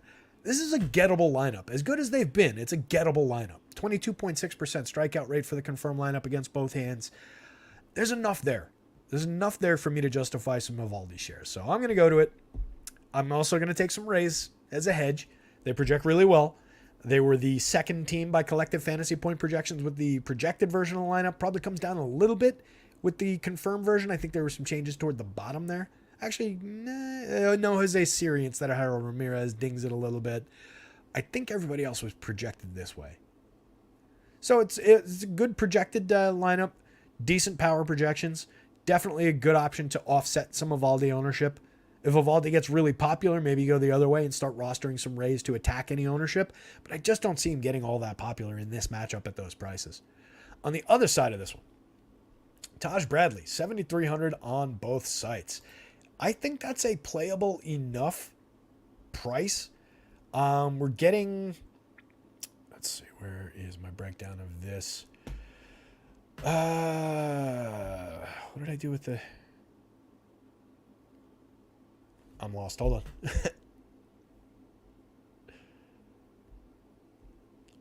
All right. Yeah. No. I thought I had a innings concern with Bradley, but I guess not. I must be thinking of somebody else. A lot to keep in the old noggin. Goldfish memory. A lot to remember from earlier in the day. 4 innings the last time out. 3 1/3 time before, or 2 times out rather. June 27th, 4 innings. July 2nd, 3 1/3, but both of those were bad starts. So it's not like they short started him. He just gave up 7 runs and came out, gave up 5 runs and came out. Last start, 5 innings against Atlanta, gave up 4, struck out 4, gave up a home run, gave up 4 home runs to Arizona, 3 starts back in that June 27th start. That would explain the 7 runs. Kind of up and down in terms of depth. A lot of 5 and change inning type of starts. Good strikeout upside, good strikeout potential. Not my favorite option, given the potential for a short start here and given the tough matchup against the Texas Rangers. But at 7,300, there's just enough upside for strikeouts at 29.7%. If he gives you 5 innings, you could maybe get there. Probably more realistic to get there on DK. Probably want the win bonus, so you would need the Rays to perform for him. It's not a great spot, but I think at price, it's at least worth mentioning, given his high strikeout rate. 5.43 ERA, but a much, much better 3.35 xFIP. 91.6 miles an hour of exit velo, 46.2% hard hits, 4.09% home runs. That's obviously all really ugly. Got a lot worse around that 4 home run game that I just mentioned before. So definite warts for Taj Bradley. Definitely a threatening lineup on the other side that you want to definitely roster. But I think Bradley's just barely playable enough, just driven by the price. Probably better on DK where you only need the 5 innings rather than wanting to get to 6. Texas on the other side of this one, you can definitely go to Texas up and down, particularly if you're rostering any Taj Bradley. It's a good hedge position.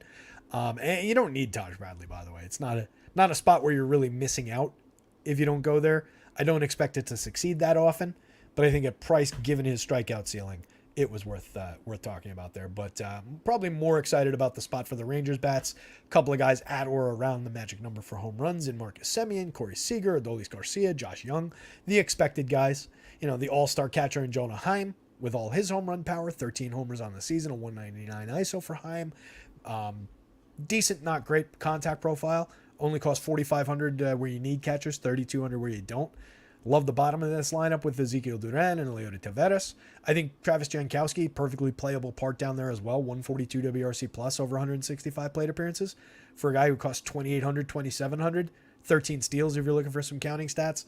At least a correlated scoring option there. So this lineup continues to play from 1 through 9.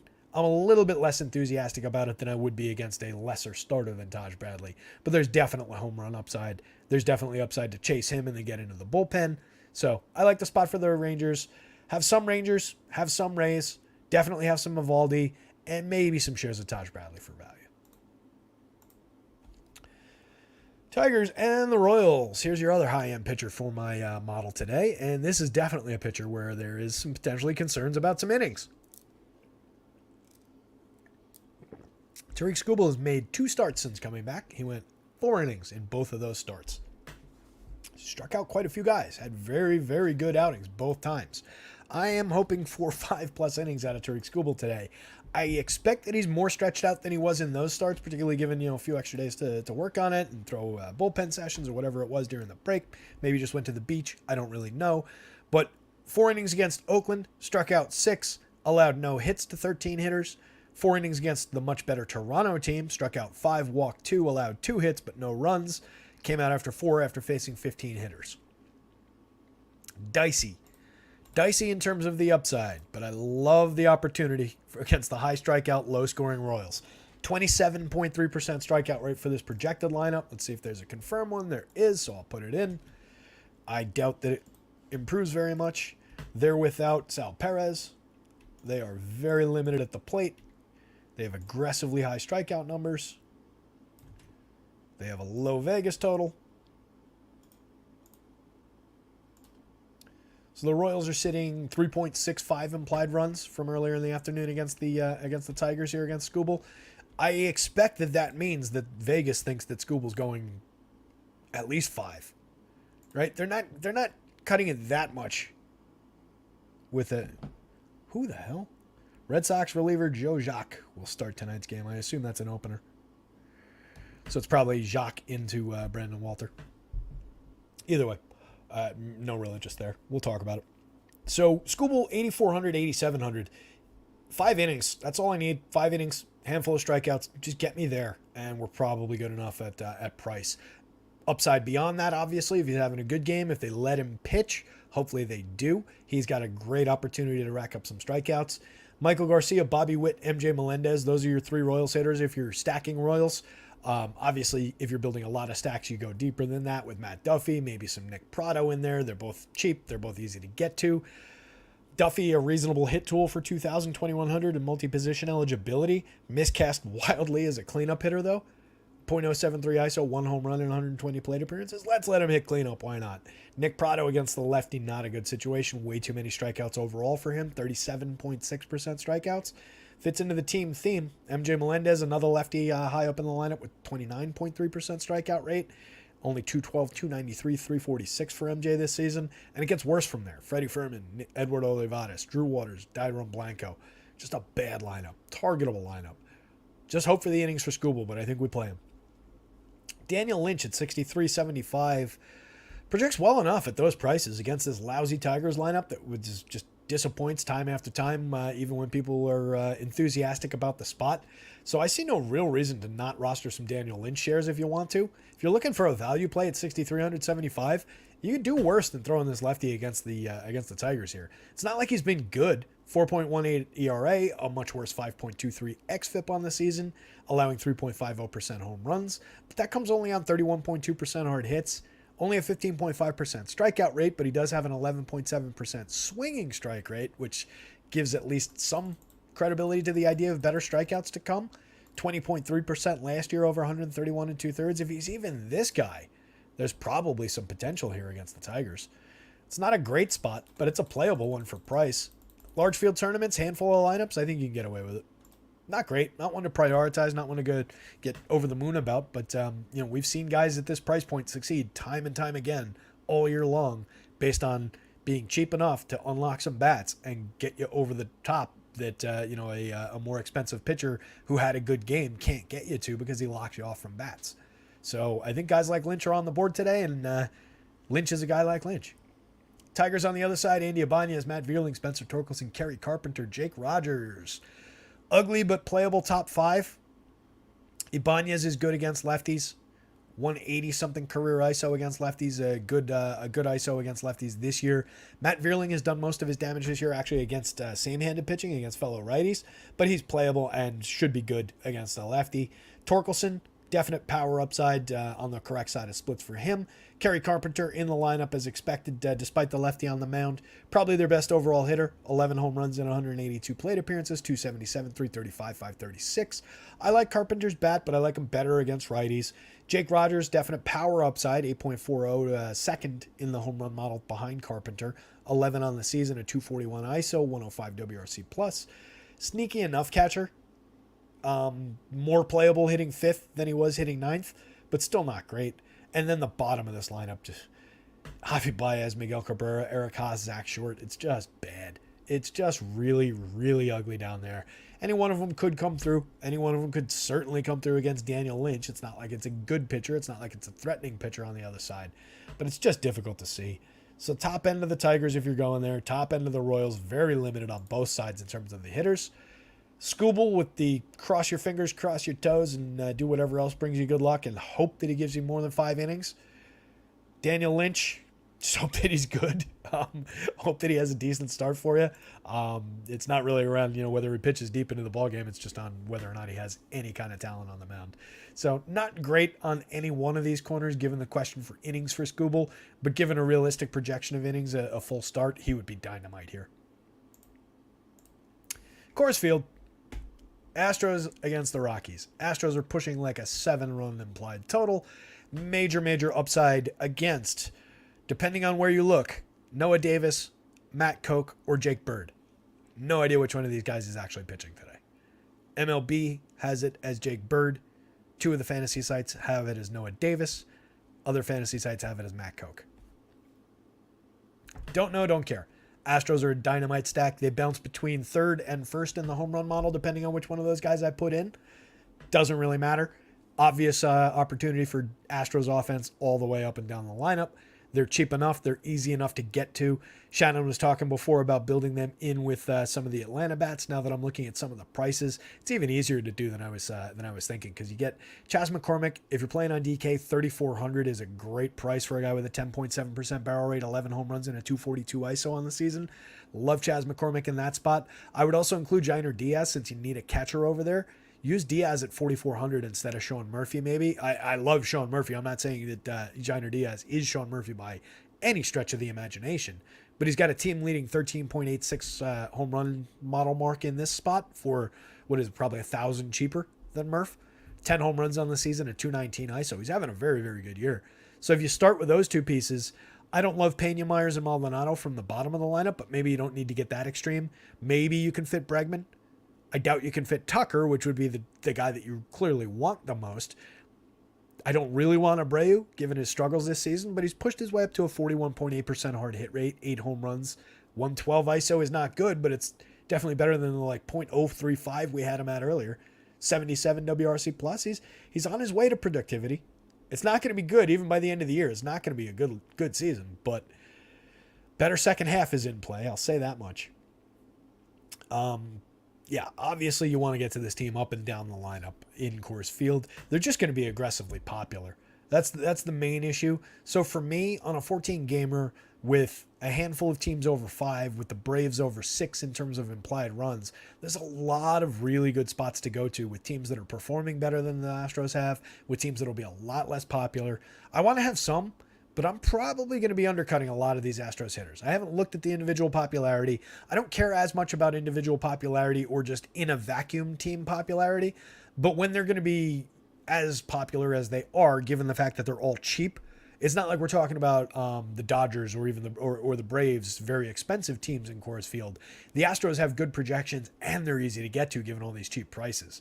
So I think that's just going to make them ludicrously popular. When the team comes up as a good value option as well, I think it starts to make sense to just start to look in other directions. But they're a great opportunity.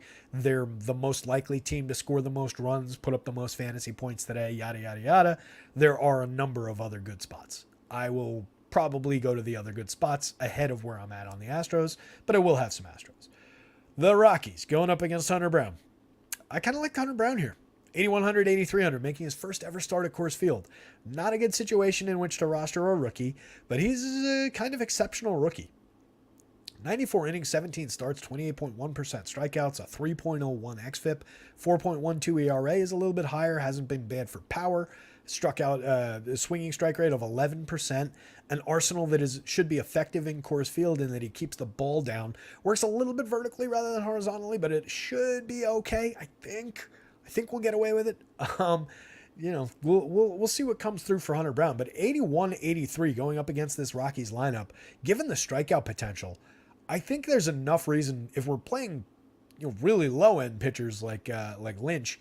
I think there's reason enough to go to a good pitcher at a cheap price, even in Coors Field. Vegas seems to agree. 4.66 implied total for the Rockies last I checked. Astros are major favorites here. That's not a low implied total, but it's a low implied total for Coors. Rockies have been one of the worst teams in baseball. Plenty of strikeouts available for them. 25.2% strikeouts for this projected lineup. A lot of their better hitters, a lot of their power hitters strike out quite a bit. There's enough on the bone for Hunter Brown. Not a great spot, but a playable one.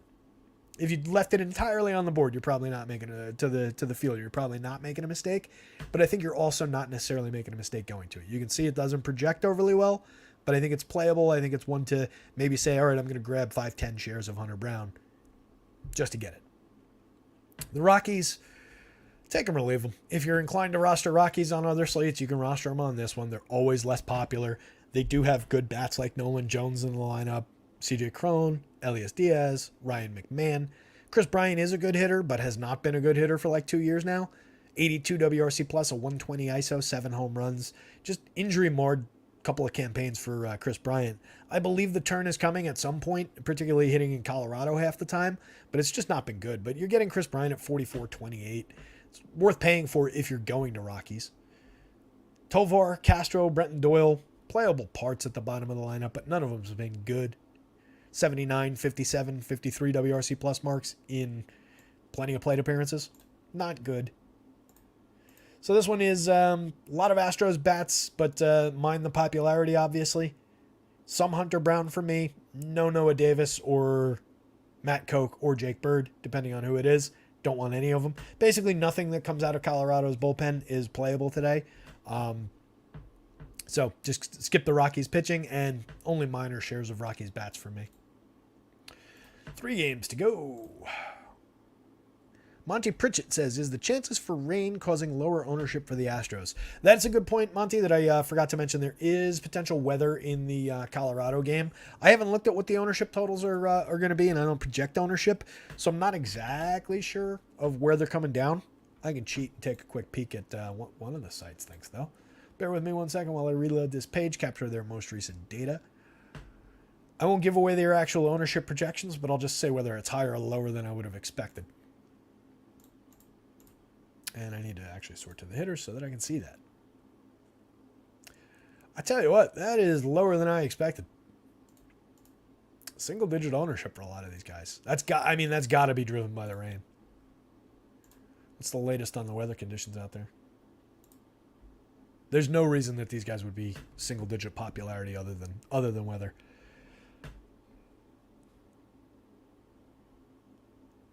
Oh man, that's weird. None of this is updated on Mr. Roth's page recently. Just watch the weather there. If they're low owned, you can go to it. You can definitely go to it more. If they end up low owned, I would target it unless we get like a PPD warning. If you get the, hey, we're terrified this game's probably going to wash out, then obviously you don't roster it. But yeah, if the public gets away from the Astros aggressively, there's good reason to go to the Astros aggressively. And I would have over the field in that situation. Definitely one to watch. Keep an eye on that weather.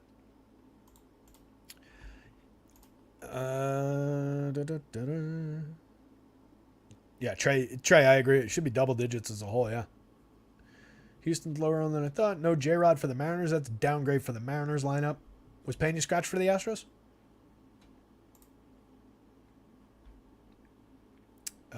Still in the lineup on Schmabs. Dubon, Bregman, Tucker, Abreu. Yeah, that's the lineup we had. Scooble total out 16.5.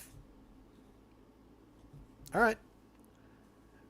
If he's pitching clean, I'll take that 16.5. Gives me my 5 innings. If we can manage to work through 6, I love that spot. Julio not in the lineup. Yep. All right. Let's dive into this one. 5:36. Plenty of time. 3 games to go. I don't think we have either of these lineup. I know we do have the Angels. Neto, Ohtani, Moniak. Basically the expected version of the Angels lineup. So we talked about at the top Griff Canning. We talked about him throughout the show. His dominant performance against the Yankees last night. Patrick Sandoval on the mound, lefty, 7,500, 7,100. Projects okay. That's a lower mid type projection at 22 FanDuel points. 18.2% strikeouts. Walks too many at 9.4%. 4.41 ERA, 4.49 xFIP though. Perfectly fine, serviceable, average-ish kind of a pitcher. Not great, but definitely good enough to get through this team. 7.4 degree average launch angle, 1.56% home runs, only 33.8% hard hits. Not easy to hit home runs off of. Those are fairly sustained marks over the course of time as well for him. 1.25 last year in terms of home runs, 33.9% hard hits. Year before, a little bit more home runs, 3.03, but only 85 miles an hour of exit velo, 35.4% hard hits. No real barrels to speak of. If you're going to go up against the Yankees, this flawed version of the Yankees, and you're going to take away like the one thing that they do sort of well, which is hit home runs, yeah, there's upside there for you. 7,500, 7,100 too. These are appropriate prices for this projection, and I think he's got ceiling beyond this. So, yeah, Sandoval's in play for me. I don't love the fact that he's in play going up against my Yanks, but there it is. Definitely could echo Canning's start. Not saying he's going to replicate it. I don't think he strikes out 12, but an echo of that start, 6-7 clean innings, 8 strikeouts, that's on the board for him. Yanks, Peraza up top, 2,800, 2,300. He's a premium kid, highly regarded prospect. He was like 1A to Volpe's 1 as they were coming up. It was a discussion of which one was going to get there first. They're trying to figure out what they do, whether they trade Glaber, give Peraza the second base job, figure it out as they go. In 44 plate appearances, 235, 409, 265, a .029 ISO, but creating runs 11% better than average in the tiny sample. Multi-position eligible for 2,800, 2,300. He's playable from the top of the lineup if that's where he hits. Giancarlo Stanton, Glaber, Anthony Rizzo, all three of those guys are playable. All three of those guys are cheap for who they are. For what they've done this season, arguably they're a little bit cheap because there's some injuries in there with Stanton, with Rizzo. So cheap enough to get to those guys. None of them has been great this season. 94 WRC plus for Stanton over 182 plate appearances, 11 homers, but a 244 ISO. Glaber, 13 homers, but only a 159 ISO. Above average for runs, though. Same story for Rizzo, 11 homers. Disappointing triple slash, but above average for run creation. And then it gets ugly. Harrison Bader, DJ LeMahieu, Anthony Volpe, IKF, Kyle Higashioka. Mix and match pieces. Nothing great. DJ has been a better hitter in the past, but has not done anything at the plate this year. Doubled his strikeout rate and pulling in a 44.3% hard hit rate to no avail. Not hitting for power, not hitting home runs, not hitting doubles. 84 WRC plus, 137 ISO for DJ in an ugly year. Volpe's giving you counting stats, but unreliably so. Not much else. IKF is bad. Higgy's got a great contact profile, but doesn't do much with it. 12.4% barrels, 49.5% hard hits.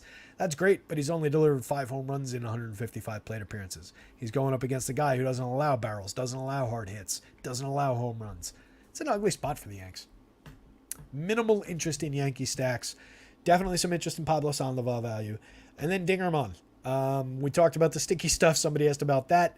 4.32 ERA, 4.09 xFIP, 24.6% strikeouts. A good strike thrower, 14% swing, 30.5% CSW. But then you get the bad with the 8.8% barrels, the 40.2% hard hits, the 4.28% home runs. Going up against a home run inclined team, I don't love the spot for Ding.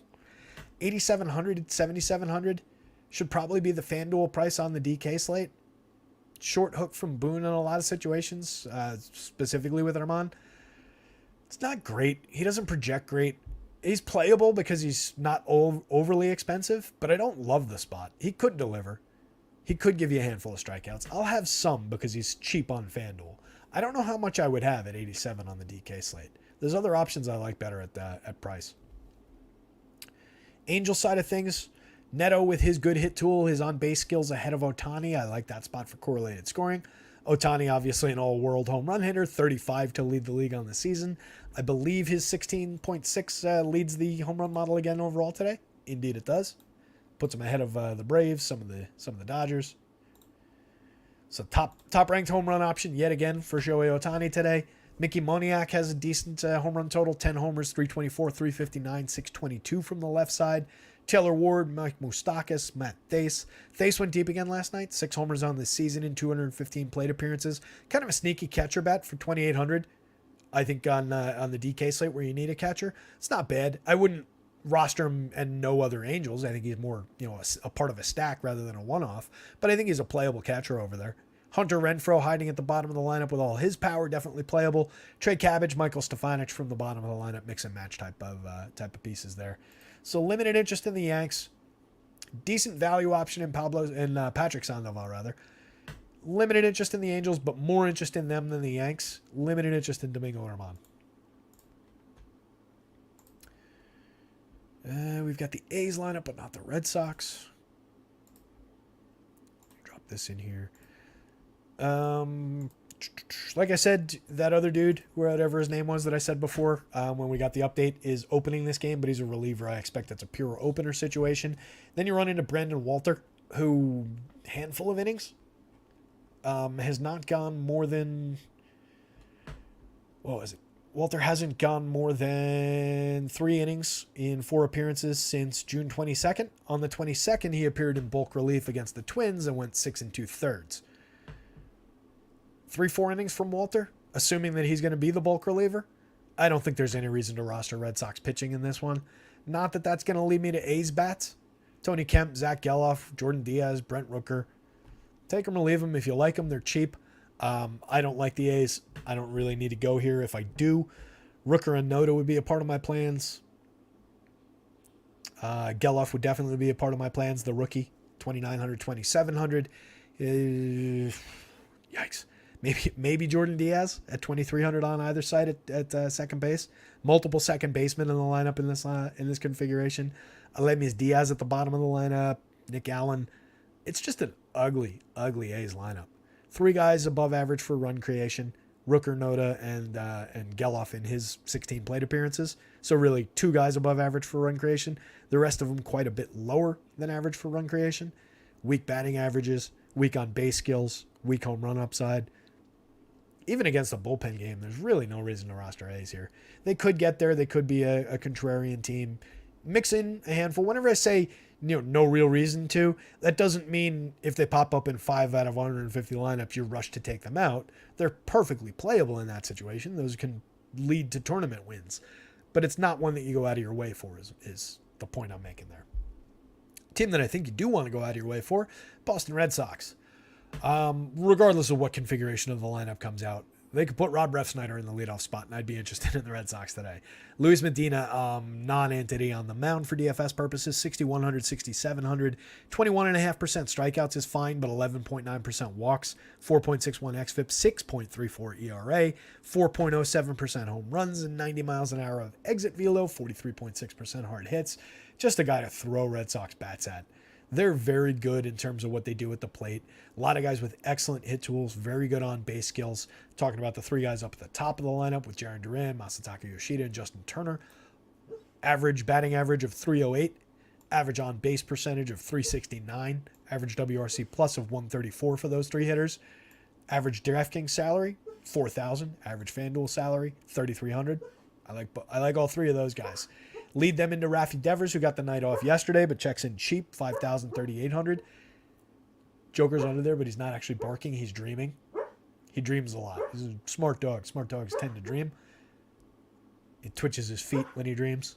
So he's probably dreaming about running or chasing something. Or maybe he's just dreaming about barking during the show. But that's what he's doing down there. I don't want to wake him up because then he'll probably just start actually barking again. Can't win.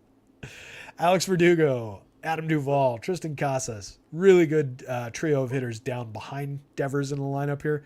Verdugo with a very good hit tool, decent mid-range power, good on-base skills, good correlated scoring option.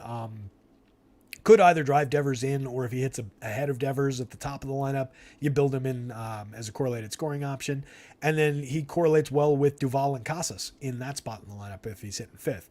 You get tons and tons of power out of those 2 guys.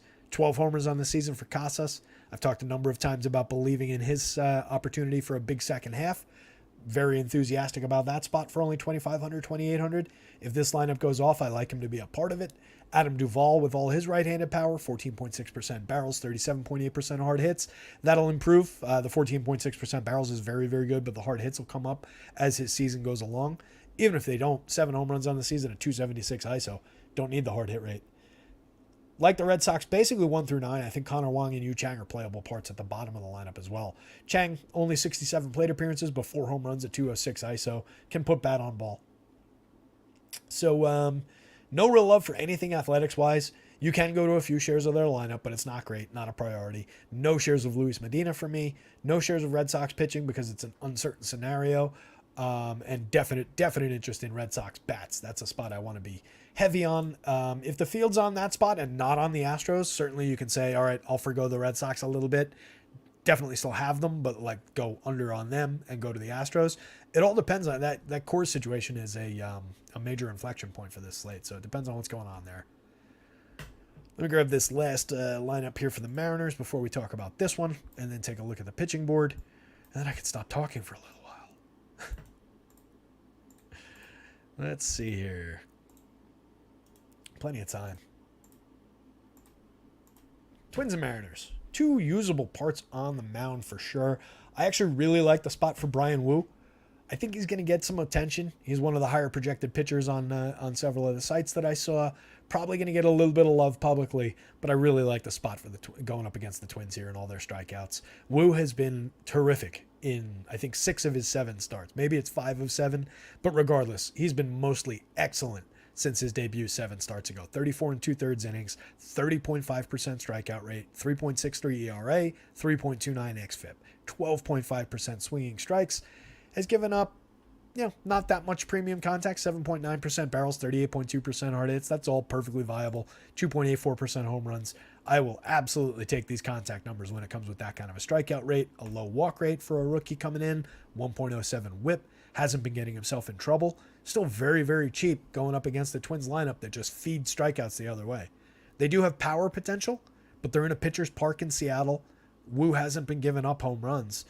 I'm not really worried about the Twins here. They could go off. It could ruin Wu's day. It could ruin my day for sure. You're dealing with a lineup that does have Carlos Correa in it, has Max Kepler in it, Joey Gallo in it, but is without Byron Buxton today. That's a major ding to their upside, their potential for home run hitting. So we're dealing with, 3 guys in the lineup with double-digit home runs? 2-3 guys in the lineup with realistic 200-plus ISOs? There's no real threats here. I mean, there are threats for home runs, but there's no real threats for a lot of sequencing. There's no real threats for a massive game against Wu here. So I really like that spot.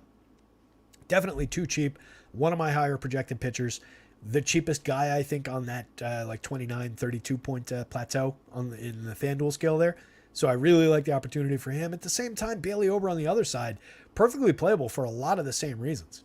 He's a little bit lesser of an option in that he's striking out fewer hitters, 82 2/3, 24.6% strikeout rate, but still a really good performer. 12.5% swinging strike rate matches what Wu's doing on the other side. Is good at limiting power, is good at limiting hard hits over time. 82 2/3 innings of 2.61 ERA, 4.33 xFIP. That's pretty good. What I don't like about Ober here is the price. 9,100, 9,800. Woof. That's rough. Obviously more playable on DK for that number. I don't love it on FanDuel. I think he could succeed with him, but he's going to need to rack up a pretty healthy strikeout total for that 9,800. So less enthusiasm about Ober than I have about Ober in a lot of spots when he's not going to be that popular.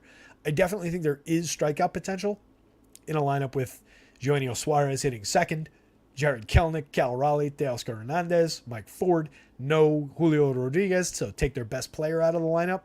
But there's still some home run threats here. There's more home run threat here for Bailey Ober than there is in the Twins lineup against Brian Wu.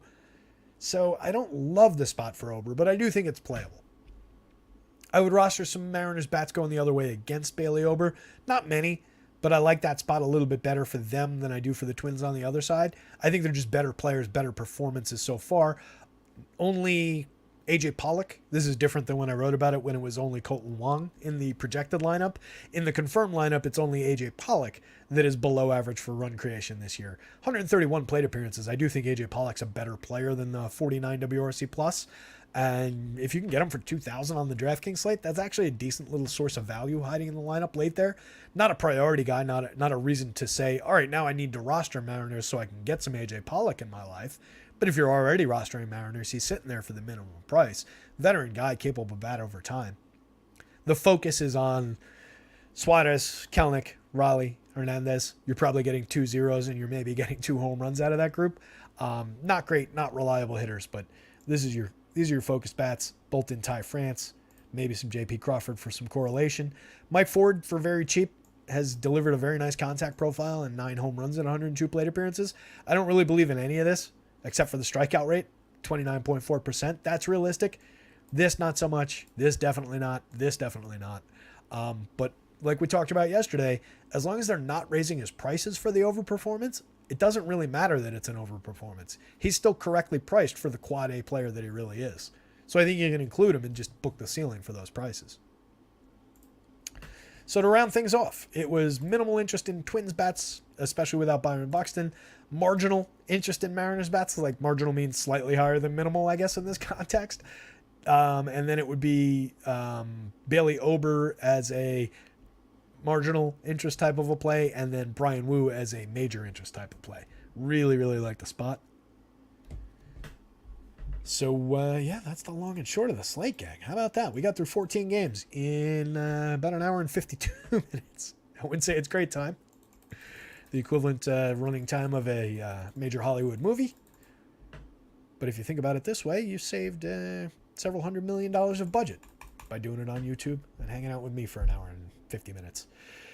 On the board here, so if we're getting 6 innings from Tariq Skubal, I believe in that projection. If we're getting fewer innings, the projection comes down a little bit, but he's priced appropriately. If he makes a 5-inning start, I think we're okay. I'm still enthusiastic about the spot getting 5 innings from him. I think we've got upside for 5 and change. We'll see beyond that. Montgomery, I believe in that projection wholeheartedly. I really like the spot for Jordan Montgomery against the Marlins for cheap prices. Then we get into this tier where it's a good handful of guys separated by about 10 fantasy points.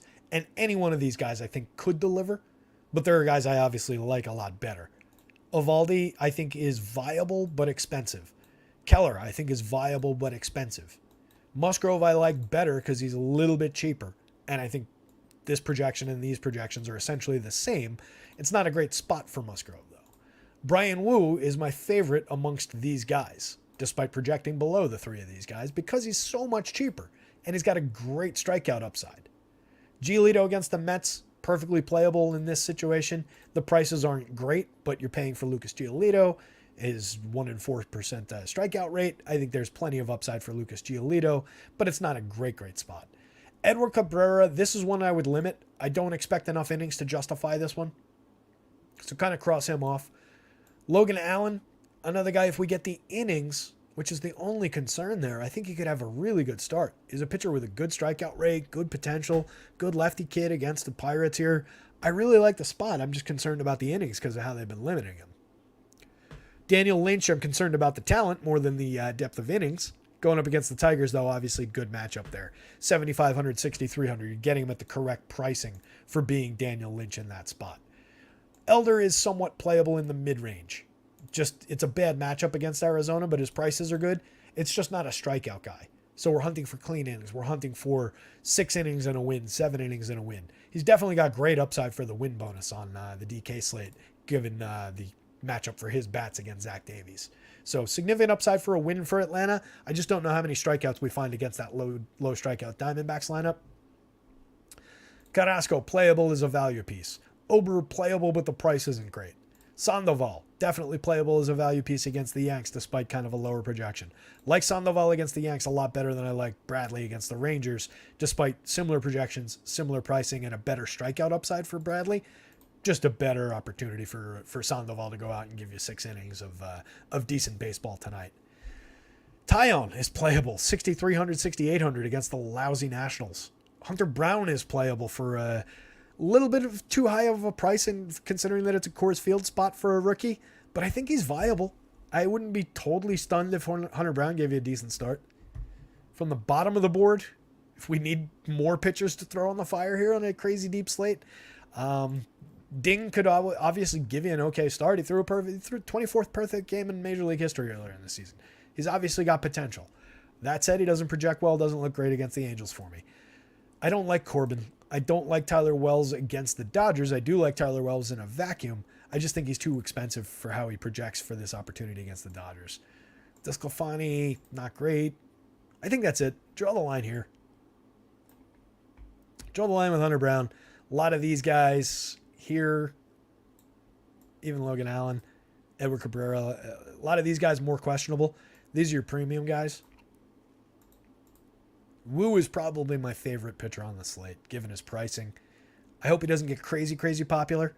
I really like that spot. If I had any guarantee of innings on Skubal, it would be Skubal, but I don't, so it's probably Wu. But I'll have a good mix of these guys. With that said, gang, I just managed to not burp aggressively loudly into the microphone. I think I'm going to punch out for the day. I'm going to wish everybody good luck. Kevin O says, great, Terry. Good luck tonight. Thank you, buddy. Right back at you. Good luck to you. Hope that you hit the like button. Hope that you hit the subscribe. Dennis 4G, XX Cubs fan asked, did you give your take on Jurickson Profar? I didn't hear it if you did. Everybody knows that Jurickson Profar is my favorite player in the league. I actually did have him on the Dynasty team like years and years ago when he was coming up. But yeah, obviously not a fan, as I think you're well aware. Pretty sure that was a sarcastic question. Tuesday Woosday. Tuesday is Woosday in my opinion, Andrew. Charles Moran, hard to ignore that Cincinnati versus San Francisco game. Totally agree, dude. I am with you. I like both sides of that in terms of the hitting on both sides. Like San Francisco quite a bit, given all their value pricing. Major expectations for both sides of that for offense. Oh, wasn't it? Stephen Leibowitz points out last check here. Stephen Leibowitz points out Devers sat yesterday because of some tightness in his calf. I didn't actually catch that. I thought it was a day off. So if you don't get Devers, that's definitely a ding to the Red Sox lineup. But I think that takes away some of the ownership potential. So that would probably still drive me toward a lot of those guys that we talked about. I still really like the opportunity to get to like Duran, Yoshida, Verdugo, Turner, Casas, and Dunn off that lineup. So I think it's a good, not great lineup if they don't have Devers. All right, gang, that's it. Coming up on 6 o'clock. Go get them. Build some good lineups. Somebody go win something. Share it with me if you win, or tweet about it, or just let me know. I really don't care about the advertising. I just want to know. I want to feel good in here. Devers is sitting again. Well, shit. All right. So minor ding, but still like a lot of those pieces. And like we said, hopefully that gets them away from. I did say they could have Rob Refsnyder leading off. They have Rob Refsnyder hitting fifth today against a righty. I would maybe have gone with a different configuration here. No Dunn in the lineup, also another downgrade. So the Red Sox confirmed lineup just before we punch out here. Duran, Verdugo, Turner, Yoshida, Refsnyder, Casas, Arroyo, Alfaro, and Yu Chang. So no Connor Wong, no Adam Duvall, no Rafael Devers. There's a couple downgrades there. I do still think there's plenty of potential for this team. I'm not sure how frequently Labs updates their implied run totals. 5.3 is down from where it was earlier in the day, so that's probably including that in terms of the lineup changes. It's not as good as it was, but Duran, Verdugo, Turner, Yoshida, and Casas are still all interesting to me. Jorge Alfaro has a little bit of power potential. He's 2.3K on the FanDuel slate. I'm not sure what he costs on the DK slate, but it can't be much. Former high-end prospect, never really arrived at the major league level, but some power in his contact profile. So not necessarily a major downgrade from where we had Connor Wong at the catcher position. All right, that's the Red Sox. That's the end of the show. I'm going to hit the goodbye button right about now. Go get them, gang. Good luck.